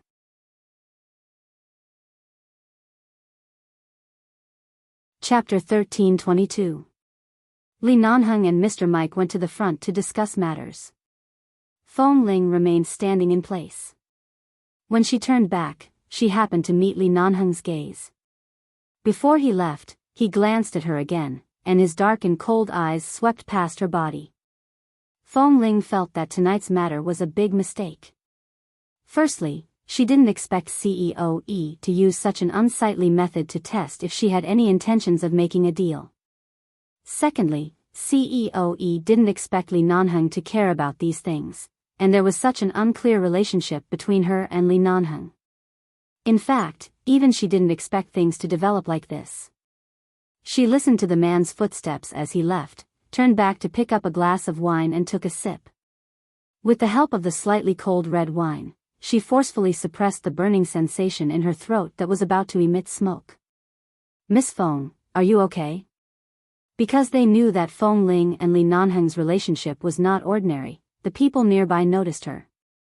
Even if they weren't familiar with her, they still quickly asked with concern. Feng Ling held the wine glass in her hand and turned back to smile lightly. "I'm fine. You and CEO Li?" The man was curious and hesitant, wanting to ask something. "Mr. Li is joking." Feng Ling didn't want to explain further. She smiled apologetically at the man and turned to leave with the wine glass. Li Nanheng was actually very calm and rational in many things, but once she was violated or treated too rudely, whether it was in the base or here, all his calmness and rationality would disappear, and even the word magnanimous would no longer exist. He might really be able to vent his anger on all the business people present tonight. In fact, Feng Ling didn't know that she would meet him here tonight. In that situation, she didn't cooperate with him again and again. What would happen to her? Although Mr. Mike was old, he was a rather important person at tonight's banquet. What they needed to talk about were the profit-making relationships between the various companies and various general situations. The conversation lasted for about half an hour. Half an hour later, Li Nanheng scanned the audience but didn't find Feng Ling. He frowned slightly. "Excuse me." The man left these words and turned to leave in large strides. Feng Ling couldn't leave just like that. After all, what happened just now wasn't over. If she left without saying a word, the greatest impact would be on the Feng Corporation's reputation in the industry. She took advantage of the fact that she didn't have anything to do and didn't need to face too many interpersonal disputes. She went to the backyard of the villa and found that there was a huge pool behind it. The pool was surrounded by a unique European-style garden. When she walked out, the waiter in the banquet hall thoughtfully handed her a coat and said that it was dark and windy outside. If she wanted to go out for some air, she should wear more clothes. After thanking him, Feng Ling put on her coat and stood by the pool, looking at the huge blue pool in front of her. The guests were still chatting and laughing in the banquet hall at the back. The back was empty. Occasionally, one or two people would pass by, but they were only the gardeners or servants of the villa. On this mountain villa, there was only such a beautiful garden installed with many lights. The night view and lighting in the garden were also perfectly designed. It would not make people feel uncomfortable because they were on the mountain. Instead, the environment was good, the air was good, and all aspects were very pleasant. The premise was that CEO Yi didn't have those messy hobbies of seducing all kinds of women. He was really a person with good taste. Feng Ling stood silently by the pool. The wind blew past, causing a shallow layer of ripples on the pool. She stared at the shallow ripples on the waves and remembered the warning in Li Nanheng's eyes just now because she didn't cooperate. Since she had already entered the business world, she had to learn to be independent. In the past, she didn't like to rely on others for anything. Did she have to rely on Li Nanheng now? As long as he was here, many of the thorny problems she needed to face would no longer become thorny. In fact, many of the things she wanted to obtain could be obtained with a casual word from him. Such a gap was more because she was unwilling. She didn't want to, and she was unwilling to accept it. At the very least, she couldn't defeat him when they sparred in the base. Now, she still couldn't defeat him. Sometimes, Feng Ling really wondered if Li Nanheng had added infinite light and color to her life, or if he had added layers of heavy shadows. If she really couldn't get this 1 billion yuan, even if she was unwilling, she would probably be eaten by Li Nanheng in the future. Feng Ling stood for a while and prepared to return to the banquet hall. However, as soon as she turned around, a tall and slender figure suddenly bumped into her eyes. The man was leaning against the grape trellis in the garden between the villa and the pool. She didn't know how long he had been standing there. The beautiful lights in the garden behind the villa fell on his face, but his face was shrouded in the shadow under the grape trellis. She couldn't see his expression clearly. Only the flickering spark of the cigarette butt between his fingers flickered. If it was the Feng Ling who was still an 11 base in the past, as long as she didn't like him, she would really turn around and leave. She didn't even want to talk to him or say a word. But that time, Li Nanheng said that he loved her for 10 years. From the time she was almost stripped naked by him in the sauna room in the orphanage, to the time she used small stones to provoke him in the jungle outside the orphanage, to the time she entered the base, to the time she was 13 years old, and to the years that followed, his shadow had always occupied a place in her life. Even she didn't expect that she would be entangled with this man for so long. 10 years. Life was impermanent. How many 10 years could one have in one's life? She knew her temper too well. She was stubborn, careful, couldn't tolerate sand in her eyes, didn't like to turn back, and was often stubborn and cold.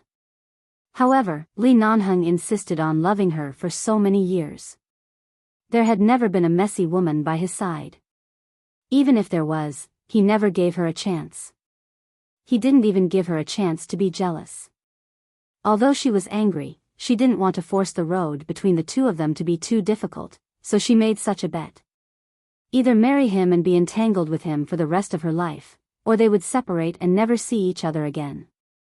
Perhaps it was because they had been entangled with each other for too long that she did not have the patience and energy to cultivate her relationship with another person. Even if she really had the patience to cultivate it, who would be able to enter her eyes? Xiao Ba said that she and Jin Wan were the same. They learned to love for the first time and met the best person. W. 4M.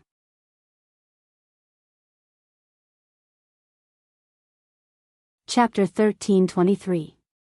Li Nanheng suddenly appeared behind the villa. Feng Ling stood there without moving. "Come here," the man said mildly. His voice was indiscernible. Feng Ling continued to stand there without moving. Her feet seemed to be nailed to the ground. "Are you stupid? You're standing by the pool to enjoy the wind?" His voice was heavy. "I'll say it again. Come here." Hearing the displeasure in his tone, Feng Ling walked over and stood about a meter away from him. They weren't too close, but it was enough for the man's face to be seen clearly in the light of the garden. His long eyelashes were lowered, and his deep black eyes were quietly sizing her up. He didn't seem to be angry.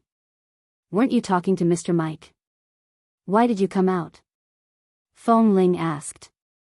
"The banquet inside shouldn't be over yet. It's not good for such a heavyweight like Mr. Li to suddenly disappear." In other words, she and the Feng Corporation were nothing in the eyes of these people. Not everyone could notice whether she was missing or not. Li Nanheng reached out to touch her face, only to feel a coldness. He furrowed his brows and used his warm palms to rub her face. He only stopped when her cheeks heated up. Feng Ling's cheeks hurt from his rubbing, but she endured it and did not say anything. This man always had some hidden stubbornness in his bones. This was not like her home, nor was it a place that belonged to the two of them. If they quarreled again, it would not be good to be seen by others. Weren't you very strong-willed when you faced these people alone? Li Nanheng's eyes darkened, and his tone was full of mockery. Why did you suddenly become silent the moment I went over? Did it affect your emotions so much when you saw me? It doesn't affect me, but I'm not used to seeing you in such a situation. Feng Ling's expression did not change. At least in the business world, I'm still a beginner. When there are acquaintances, it's inevitable that I will show my timidity. Oh, you mean you're embarrassed? The man lifted her chin and stared at her with his black eyes. No, I was thinking about how to get my hands on that 1 billion yuan. In the end, you attracted so much attention the moment you appeared. I suddenly felt that there was no need to fight for the same resource as you. I was just thinking about changing my target. Today, CEO E was just testing me.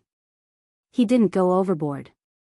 At least, he's more restrained than I imagined. I have my own defenses. There's no need for you to worry. Feng Ling turned her head away to avoid his hand. Hearing her words, Li Nanheng's eyes darkened.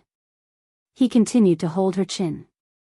Even if you knew that grandson had ill intentions towards you, you still dared to come? What can he do to me? If he really does things to a certain extent, he will be the one to die.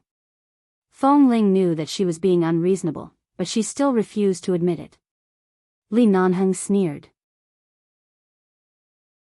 Do you think this is a place where you can kill people? Do you want the Feng Corporation's reputation? Whether or not I can support the Feng Corporation depends on my own strength. With this luck, I can hold on. Without that luck, I can't do anything. Feng Ling lowered her head. However, just as he finished speaking, he felt a sharp pain in his chin. She couldn't help but frown. Li Nanheng coldly pursed his lips. Looking at her expression of enduring humiliation, the anger in his heart rose even more.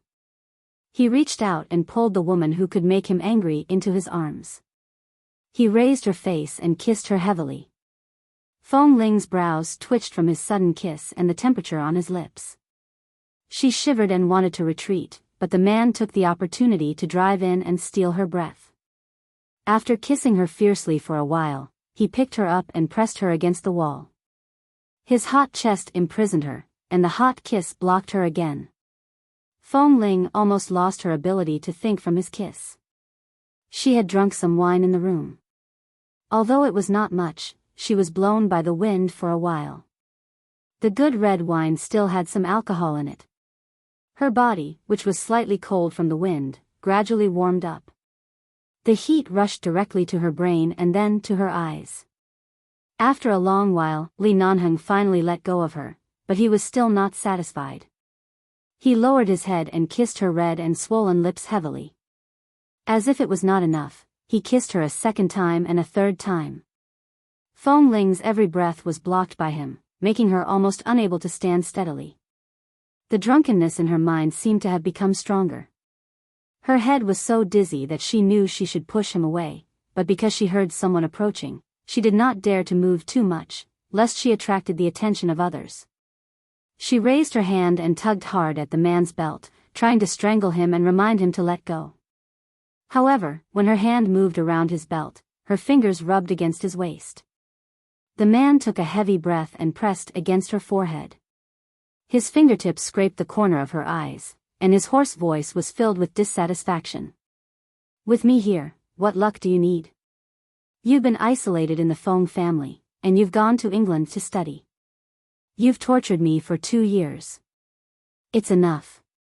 Feng Ling glared at the man in front of her who wanted to get back together with her and was so angry that she was almost speechless. She wanted to say that she didn't want to torture him. She didn't have so much time to be delicate. Life had shown her the way, and she was just following that direction. He was clearly the one who was domineering and shameless. However, Li Nanheng had clearly accepted her reason for, clearly feeling wronged because she left the base, but she insisted that she didn't want to give up halfway. He pressed his fingertips against her slightly red and swollen lips and explained in a low and hoarse voice, "First of all, I didn't come here today to compete with you for the 1 billion yuan, but even if I didn't compete with you and helped you pave the way, you would still lose to me in the end. I just didn't want you to lose too badly and helped you on every occasion, but you didn't accept it and insisted on being stubborn with me. Secondly, you were destined to marry me anyway. Back then, your cenotaph was already my wife in name. The word fiancé doesn't seem strange to me at all. You have to get used to it and accept it as soon as possible. Fong Ling looked at him in disbelief. He shamelessly used the word fiancé to seal his own coffin. Li Nanheng, you really don't have any shame at all. It's enough as long as I want you. Why do I need shame? The man sneered and pinched her face with his fingers. His fingertips wrapped around her soft long hair. W. 4M.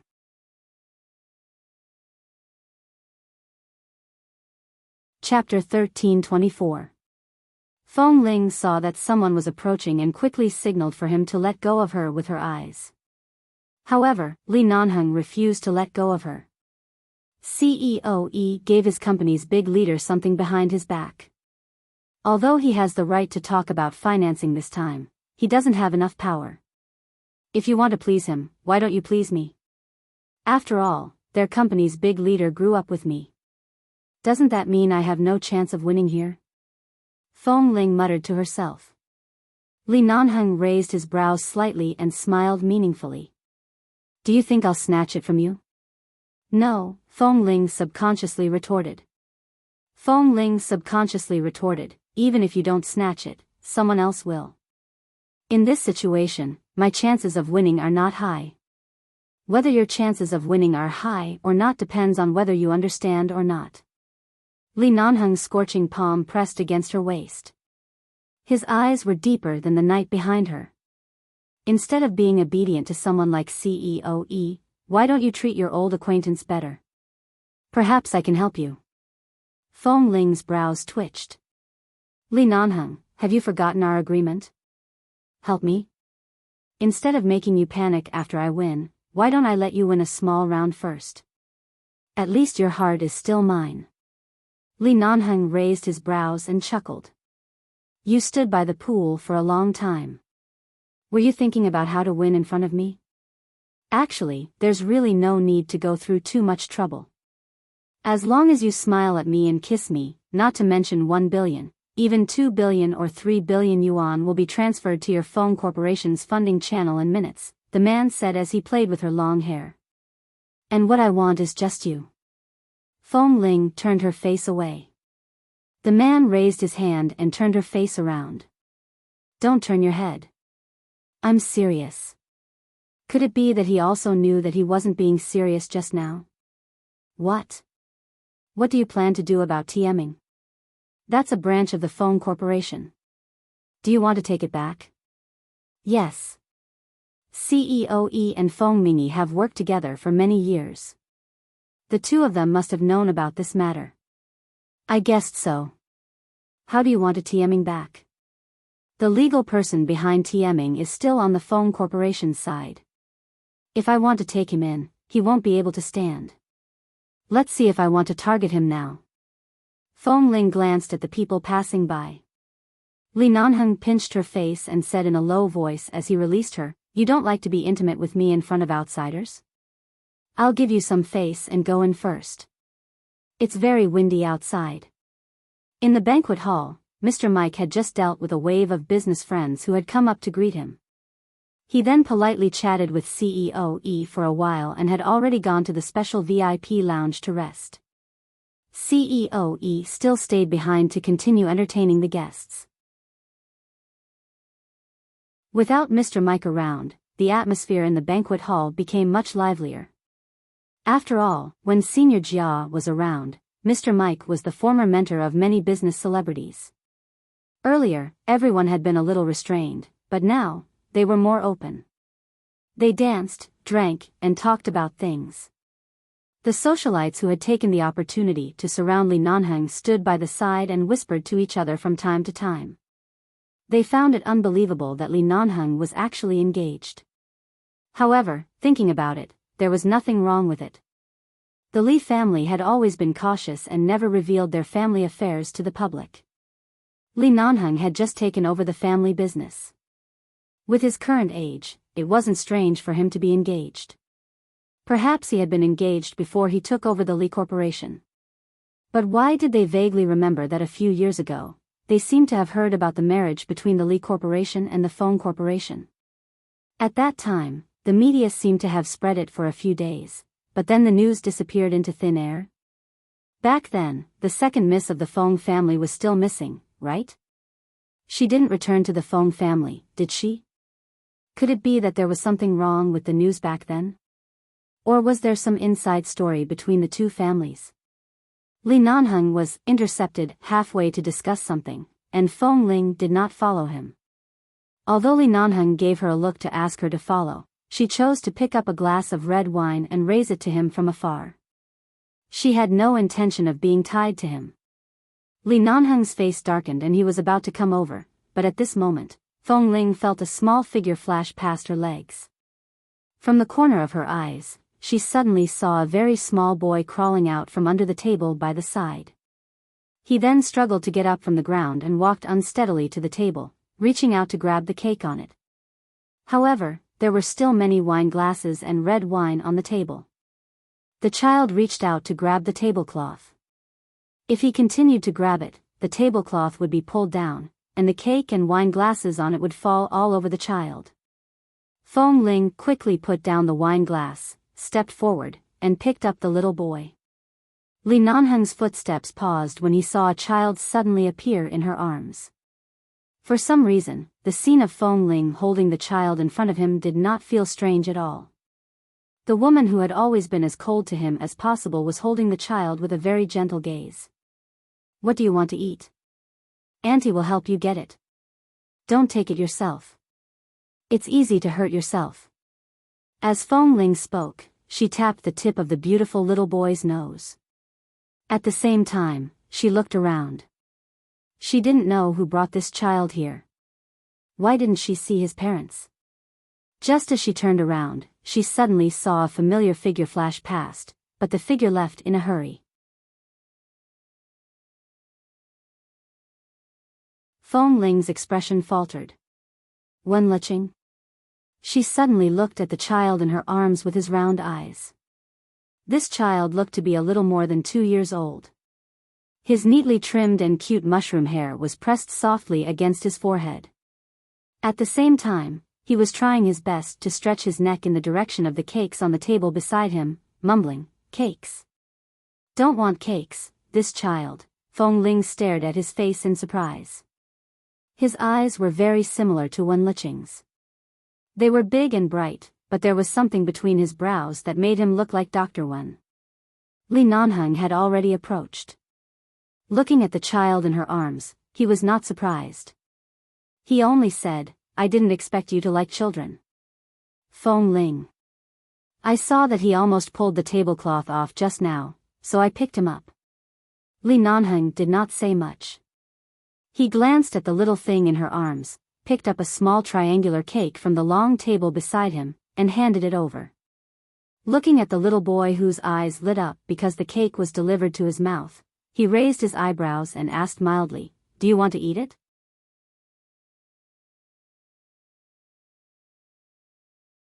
Chapter 13:25. The little boy nodded with a smile. He looked extremely good-looking when he smiled. "Eat. Momo wants to eat. What's your name?" Li Nanheng did not immediately hand the cake to him but raised his eyebrows and asked. Feng Ling frowned. "Li Nanheng, don't look so cold. This child looks very young. He might not understand what you're asking." "He's 2 years old. He can understand," Li Nanheng said lightly. "He should be able to understand the simplest expression." How did he know this child was 2 years old? Feng Ling did not speak. She held the child and looked at his face. "Can you understand what uncle is asking you?" The little boy looked at the cake and then at Li Nanheng. He suddenly grinned, revealing a few white and cute little teeth. "Momo. Momo?" Fong Ling had heard him talking about Momo earlier and immediately touched his head. What a cute and obedient child. Where are your parents? Although she was somewhat suspicious of the figure outside who had suddenly left, she did not dare to believe it. Wen Liqing and Dr. Wen, they hadn't seen each other for a long time. It was impossible for a child to suddenly appear. What happened between the two of them 2 to 3 years ago? Did your mother bring you here? Li Nanheng asked again. The little boy had already answered his name. Seeing that he was still unwilling to give him the cake, he pursed his lips and turned to Fong Ling pleadingly. Sister. Momo wants cake.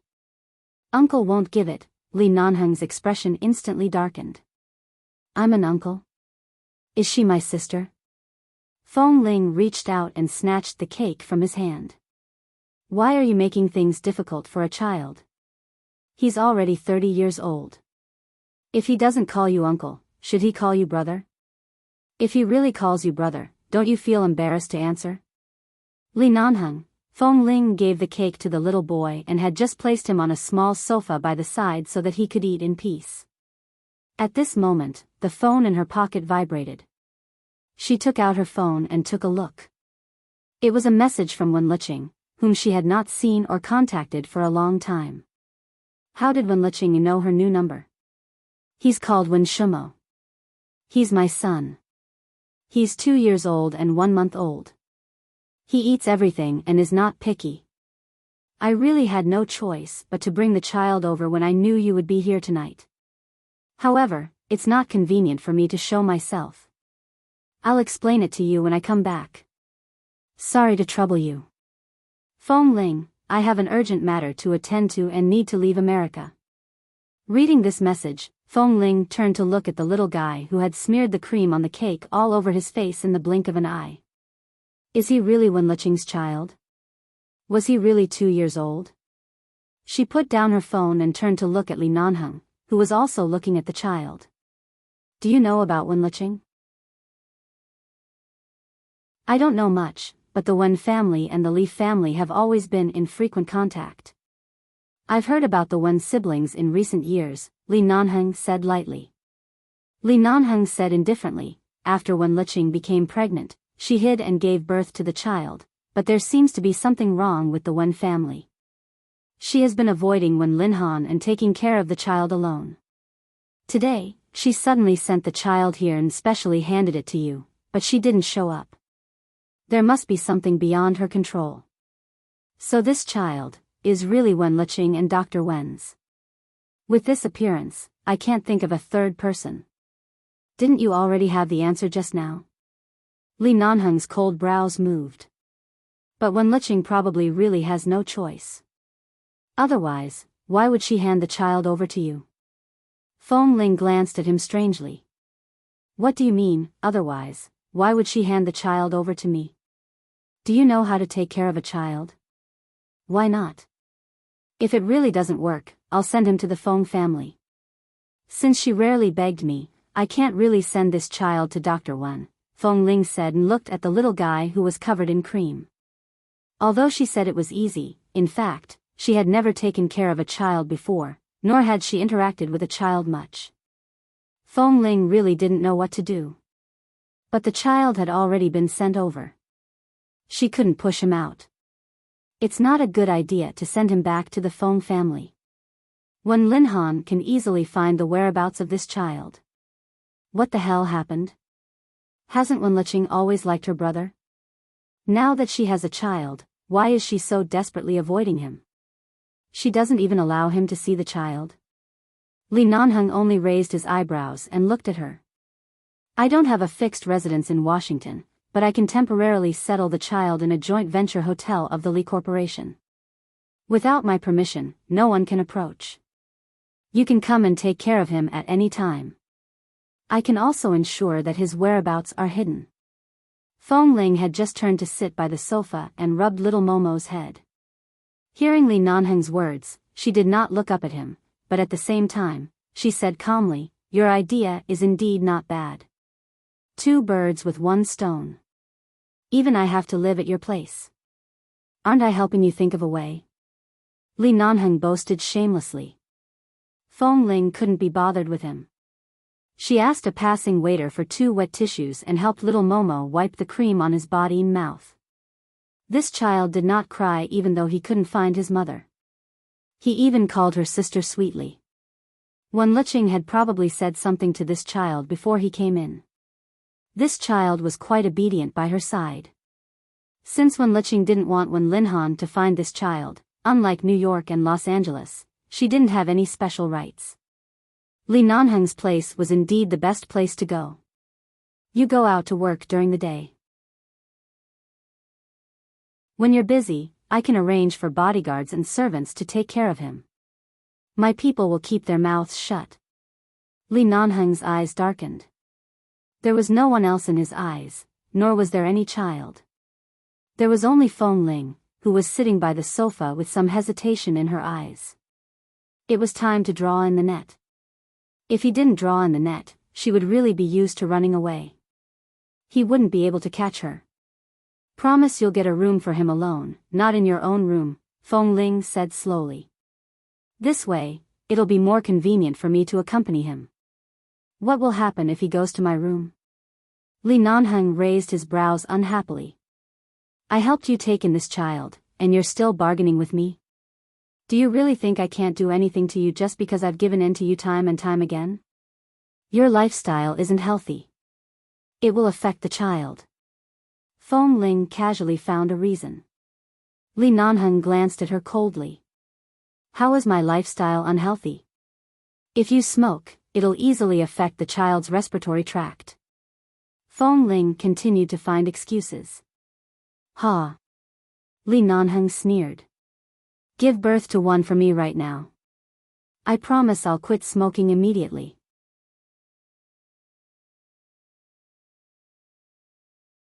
Chapter 13:26. Feng Ling was already used to this man's shameless behavior. She glared at him and continued to take out a wet tissue to wipe the cream off little Momo's face. Seeing Feng Ling's careful and patient appearance, Li Nanheng's gaze landed on her gentle side profile. Sister, eat. Little Momo held a small cherry in the cake with his little hand and brought it to her mouth. Feng Ling still remembered that this child had crawled over on the ground, and his hands were not clean at all. Right now, he was holding cream, and there was a red cherry in the middle of the cream. She lowered her eyes to glance at it and then looked at the smile in the child's eyes. She smiled and lowered her head to put the cherry in his little hand into her mouth. All right, I've eaten it. Be good. Since your mother asked you to follow me, you have to be good and listen to me, okay? All right. Little Momo nodded with all his might. His confused expression and serious eyes were adorable no matter how one looked at it. Feng Ling rubbed his little head again and suddenly thought of something. She turned to see that Li Nanheng was talking to the celebrities nearby. She only glanced at his side profile before looking away. In order not to worry Wen Liqing, she should send the child to Li Nanheng. After all, Wen Liqing had helped her a lot back then. Before Mr. Mike left CEO's banquet, he made an appointment with many celebrities present to go to his resort this weekend. Everyone accepted the invitation and agreed to go together on the weekend. Of course, Feng Ling and Li Nanheng were included. It was precisely because of Li Nanheng's presence that CEOE did not dare to take a step closer to Feng Ling. Whenever he appeared within 10 meters of Feng Ling, he would immediately receive a lukewarm glance from Li Nanheng's bodyguard. Yu Zheng was dumbfounded the entire time. CEO Li really didn't come to talk about cooperation today? He didn't have the mood to work at all? He was clearly here for Miss Feng. If he had known that CEO Li would come to date, why would he have worked overtime so late at night? If he had known this would happen, he would have gone home to sleep. Why did he have to stay here and watch the boss show off his affection? Enough. Although this public display of affection was one-sided and Miss Feng barely responded, it was enough. After all, CEO Li was usually an extremely cold person in the company. She didn't expect that this male lion would be so docile in front of Miss Feng. Oh my god, oh my god. After leaving CEO's villa, Feng Ling drove by herself. Little Momo sat in the front passenger seat and was sleeping soundly. His white, tender, and chubby face was extremely cute, but because the child was too young, the height of the seatbelt happened to be stuck at his neck. She was afraid that she would strangle him, so she drove very slowly. At the same time, the black SUV driving next to her car was also driving very slowly. Yuzheng didn't know what CEO Li was going to do, but he only followed his request and walked with Miss Feng's sister. After going down the mountain, Li Nanheng said, "Go to the Besiding Hotel and show her the way." "All right." Yuzheng nodded and quickly sped up to drive in front of Feng Ling's car. Feng Ling followed their car from time to time. From time to time, she would look at the little guy who was sleeping, afraid that he was uncomfortable. The distance from the foot of the mountain to the Besiding Hotel was about 20 kilometers. The traffic in Washington was very good at this time, and there was no traffic jam. They arrived in about 20 minutes. Feng Ling stopped the car and carried the little guy over. Momo was full and sleeping soundly. He rested his head on her shoulder and leaned against her arms. He was carried out and did not wake up after getting out of the car. When Yuzheng got out of the car, he saw that Feng Ling had actually brought the child back. CEO Li seemed to know about it. He stood by the side and did not dare to ask. However, seeing that the child had fallen asleep, he took off his coat and handed it over. "Miss Feng, children are afraid of the wind when they sleep. Put my coat on him." Feng Ling took it and thanked him. Then she turned to look at Li Nanheng, who had already gotten out of the car. The man closed the car door and was about to take a cigarette out of habit. When he turned back to meet Feng Ling's gaze, his hand paused in his pocket. He then calmly glanced at Yuzheng. "Go to the top floor and get a room. Arrange for some people to go over and let the child stay there. Then find someone to take care of him." "All right, CEO Li." Yuzheng didn't understand, but he didn't dare to ask. He nodded and quickly went in to make the arrangements. "Go in." Li Nanheng's gaze fell on Feng Ling. Feng Ling did not speak. She carried little Momo and walked in. Seeing that she was reluctant to let go of the little boy, Li Nanheng's cold brows moved slightly. He reached out to take the child. "Let me carry him." However, the little guy woke up at some point. After hearing his words, not only did he not let go of her, but his two chubby arms were tightly wrapped around Feng Ling's neck. He leaned into her arms and said softly, "No. I want my sister to carry me." Li Nanheng looked at Feng Ling's smile despite being strangled by the little boy and his face darkened. "Brat." Feng Ling carried Momo all the way to the room Li Nanheng had arranged. She didn't expect that although Li Nanheng looked like a domineering and cold man, he had carefully arranged a children's room. There were 2 beds, one big and one small, and a simple slide that children liked to play on. There were also some colorful wood and a small wooden horse in the corner. Feng Ling put Momo down, and the little thing excitedly paced around the room. He ran to play by himself, but because he was too young, his movements were a little clumsy. However, it was clear that when Liqing had brought him to the amusement park to play, he knew how to play. After sliding a few times, he excitedly ran to the other side to hug the building blocks and refused to let go. Seeing that the child was happy, Feng Ling felt that she did not let down when Liqing's rare request.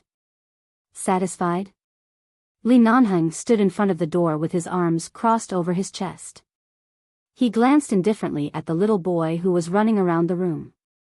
Yuzheng listened by the side and thought that CEO Li could really break all precedents for this Miss Feng. CEO Li clearly hated children and didn't even have the patience to coax any child, but he could actually bring this child to his place because of Miss Feng's words. Feng Ling turned back to look at him. Satisfied. If you don't show up when I'm here to accompany him, I'll be even more satisfied. Li Nanheng snorted. Burn the bridge after crossing the river. Dream on.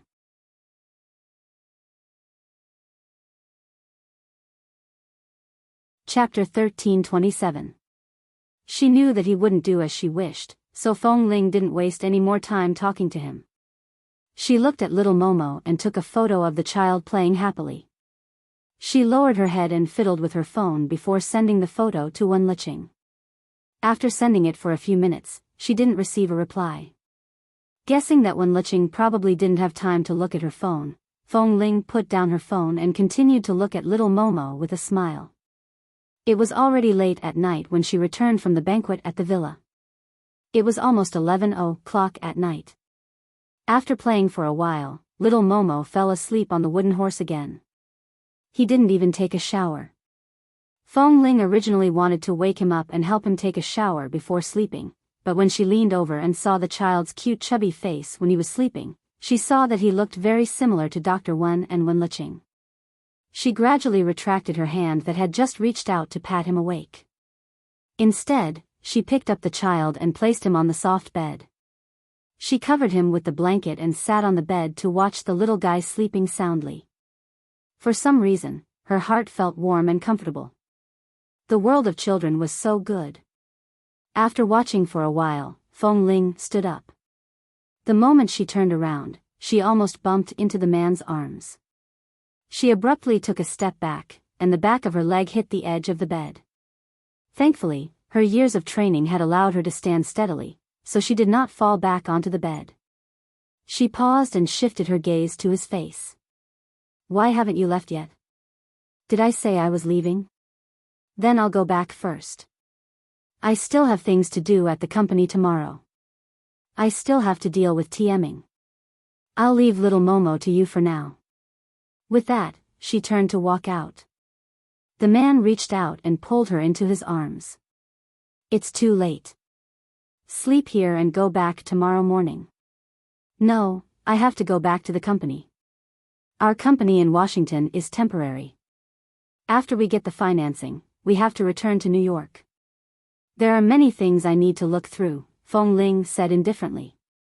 "You know that when I took over the phone corporation, the entire company had already collapsed. It wasn't easy for me to reorganize so many scattered companies. I need to keep an eye on them. After all, there will be problems in every subsidiary or small department. How many days have you not slept well since you came to Washington?" The man didn't seem to hear her and only looked down at her face. Feng Ling paused. "You know my temper. If I don't let you go, you won't be able to leave even if you want to. If you have the time to tangle with me, why don't you take a shower and go to bed early? If you have time tomorrow morning, you can drive back by yourself. If you don't have time, I'll send someone to drive you back.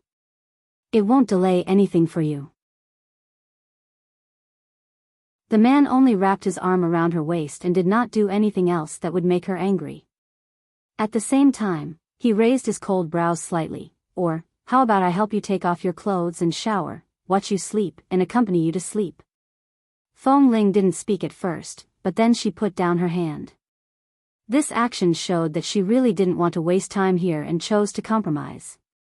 Li Nanheng finally let go of her and pointed to the bathroom with his chin. "Go take a shower." Feng Ling did not say much and went straight into the bathroom.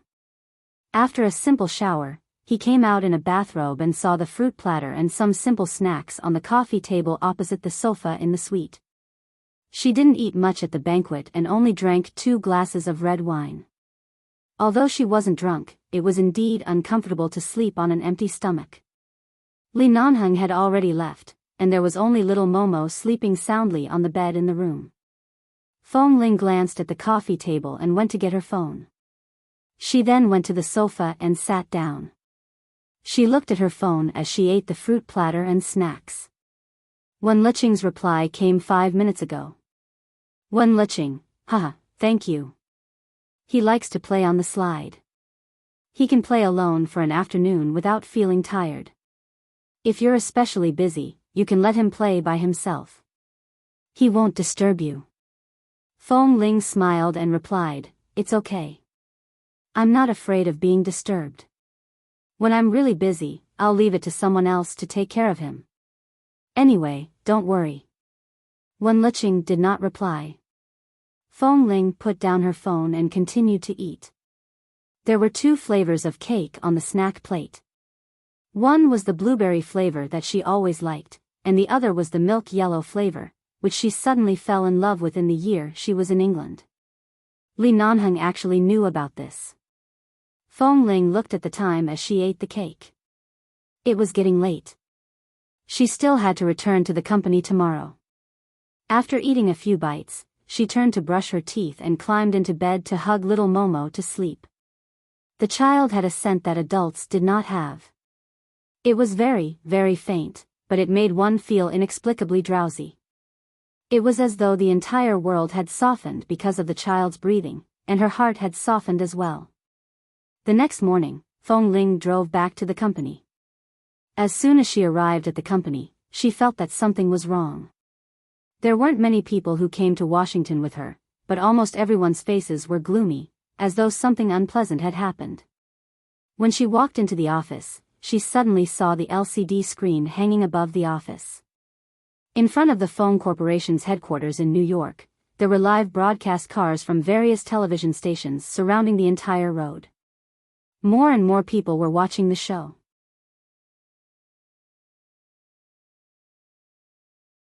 Fong Ling looked at the scene on the screen and heard the office door open again. Qin Shuk walked in. "You're back. If you hadn't sent me a message last night to report that you were safe, I would have brought the police to look for you." "You didn't come back last night," Qin Shuk said as she looked at the scene on the LCD screen. "The current situation in New York can't be suppressed any longer. After we came to Washington, I don't know who started a rumor in the company that the Fong Corporation is being targeted by the American financial circle. They probably can't continue operating. They also said that the company is going to lay off a large number of people. In addition, the order has been withdrawn and the stock matter. Right now, all the employees in the company are in danger.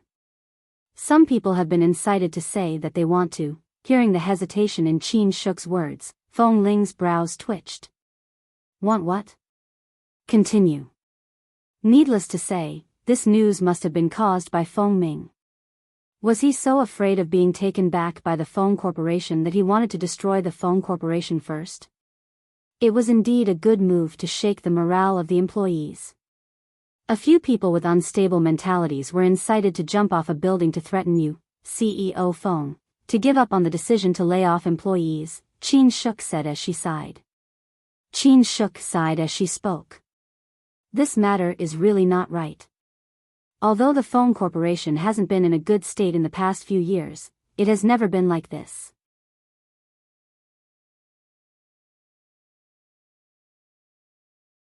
Chapter 1328. Hearing this, Fong Ling did not say anything. She just looked at the situation on the screen and the live broadcast. A few minutes later, she said, "Shuk, send a notice to the company in New York in my name. Tell all the employees to put down their current work and turn on the computer in the office before they get off work. I have something important to announce." After speaking, Fong Ling looked at the Fong Corporation's office building in New York on the screen. Her voice was calm and steady. Even Qin Shuk, who was a little upset, calmed down. All right. It wasn't her first day following her. Qin Shuk believed that Fong Ling had a solution to the problem. She didn't say much and turned to do her work.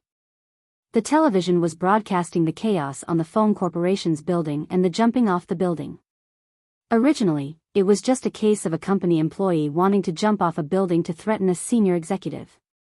This kind of thing happened frequently in major cities, countries, and fields, and it was not worthy of so much attention. However, under the influence of some people secretly adding fuel to the fire, almost all the television media in New York were mobilized to broadcast this news. Li Nanheng sat in his office and watched this scene. His expression did not change. "Boss, do you want me to send someone from New York over?" Xiao Su stood by the side and asked in a low voice after watching for a while. "No need. If Fong Ling can't handle such a small matter herself, she wouldn't have integrated a company in just a few months," Li Nanheng said and turned to look at Yu Zheng. As Li Nanheng spoke, he turned to look at Yu Zheng. "Go monitor Tianming's movements. Don't interfere with the Fong Corporation's matters. Keep an eye on Tieming's people. This matter ends here. Don't let them have any chance to interfere. Yu Jing nodded and left. Feng Mingyi really doesn't take Feng Ling seriously.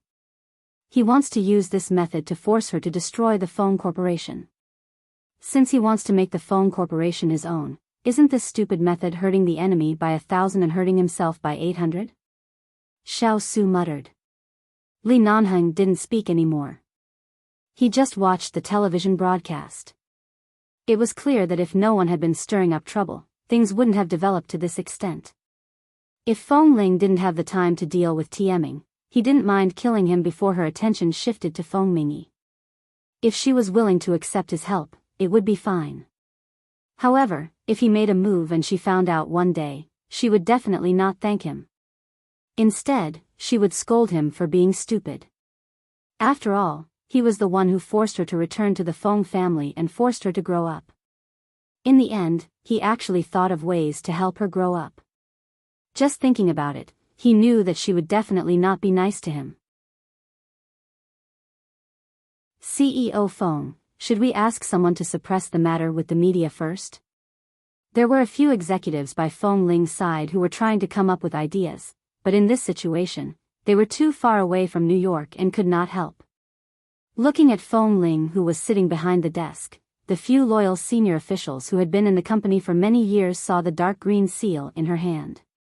They all knew that it was something that grandfather Feng had personally placed in her hand when he handed over the company's power to her.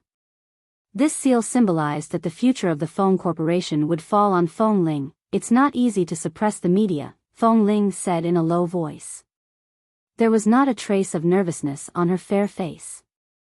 Besides, if she only chose to suppress the media at this time and did not resolve the problem clearly, it would only be superficial.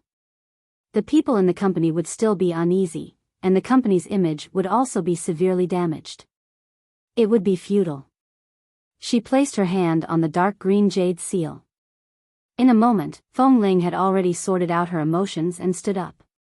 She walked to the video camera that Qin Shuk had prepared to connect to the New York company. On the other side of the camera, countless media reporters were standing with the company's employees. The media soon discovered that Feng Ling had appeared.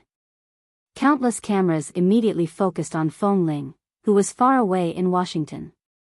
As for the employees present, no one cared about the situation. They only cared about whether they would be laid off and whether they would lose their jobs. Turn my camera to the employee on the rooftop who wants to jump off the building. Feng Ling faced the camera and her tone was cold. After she finished speaking, no one spoke for a while. A moment later, someone reacted and quickly brought the movable monitor to the rooftop. The employee who wanted to jump off the building was very agitated. He shouted that Feng Ling had recently gone to Washington and did not stay in New York. It must be because something had happened to the company. She was too weak to deal with it, so she hid in Washington, leaving the employees here to suffer losses. He cursed and cursed, unable to stop his agitation. I'm indeed in Washington.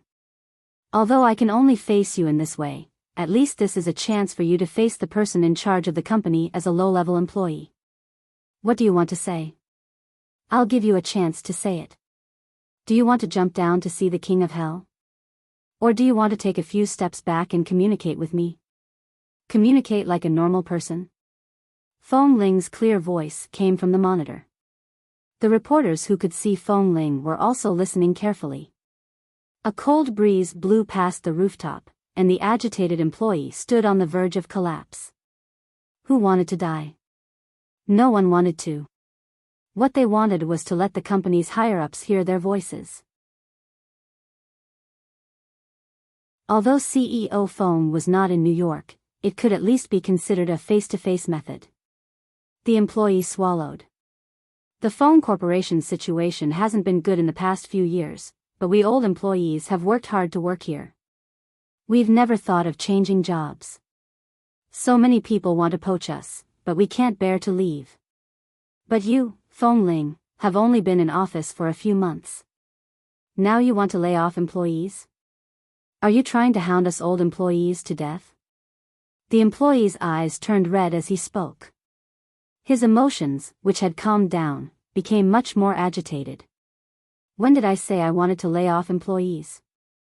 Feng Ling's expression was indifferent. The employee on the rooftop was startled. Feng Ling was very calm. Every word of hers was filled with calmness and sharpness. From the top management of the company to all the employees of the company, have you ever heard me mention the word layoff? I'm very curious who spread this rumor. You know that the Feng Corporation has been in a bad state for the past few years, but now the company has been going downhill.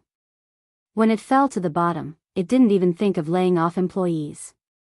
Now that it's rising and needs a lot of manpower, would I lay off employees? You're tuning into the Romantic Tales YouTube channel. Don't forget to subscribe and join us on this journey to catch the most captivating stories.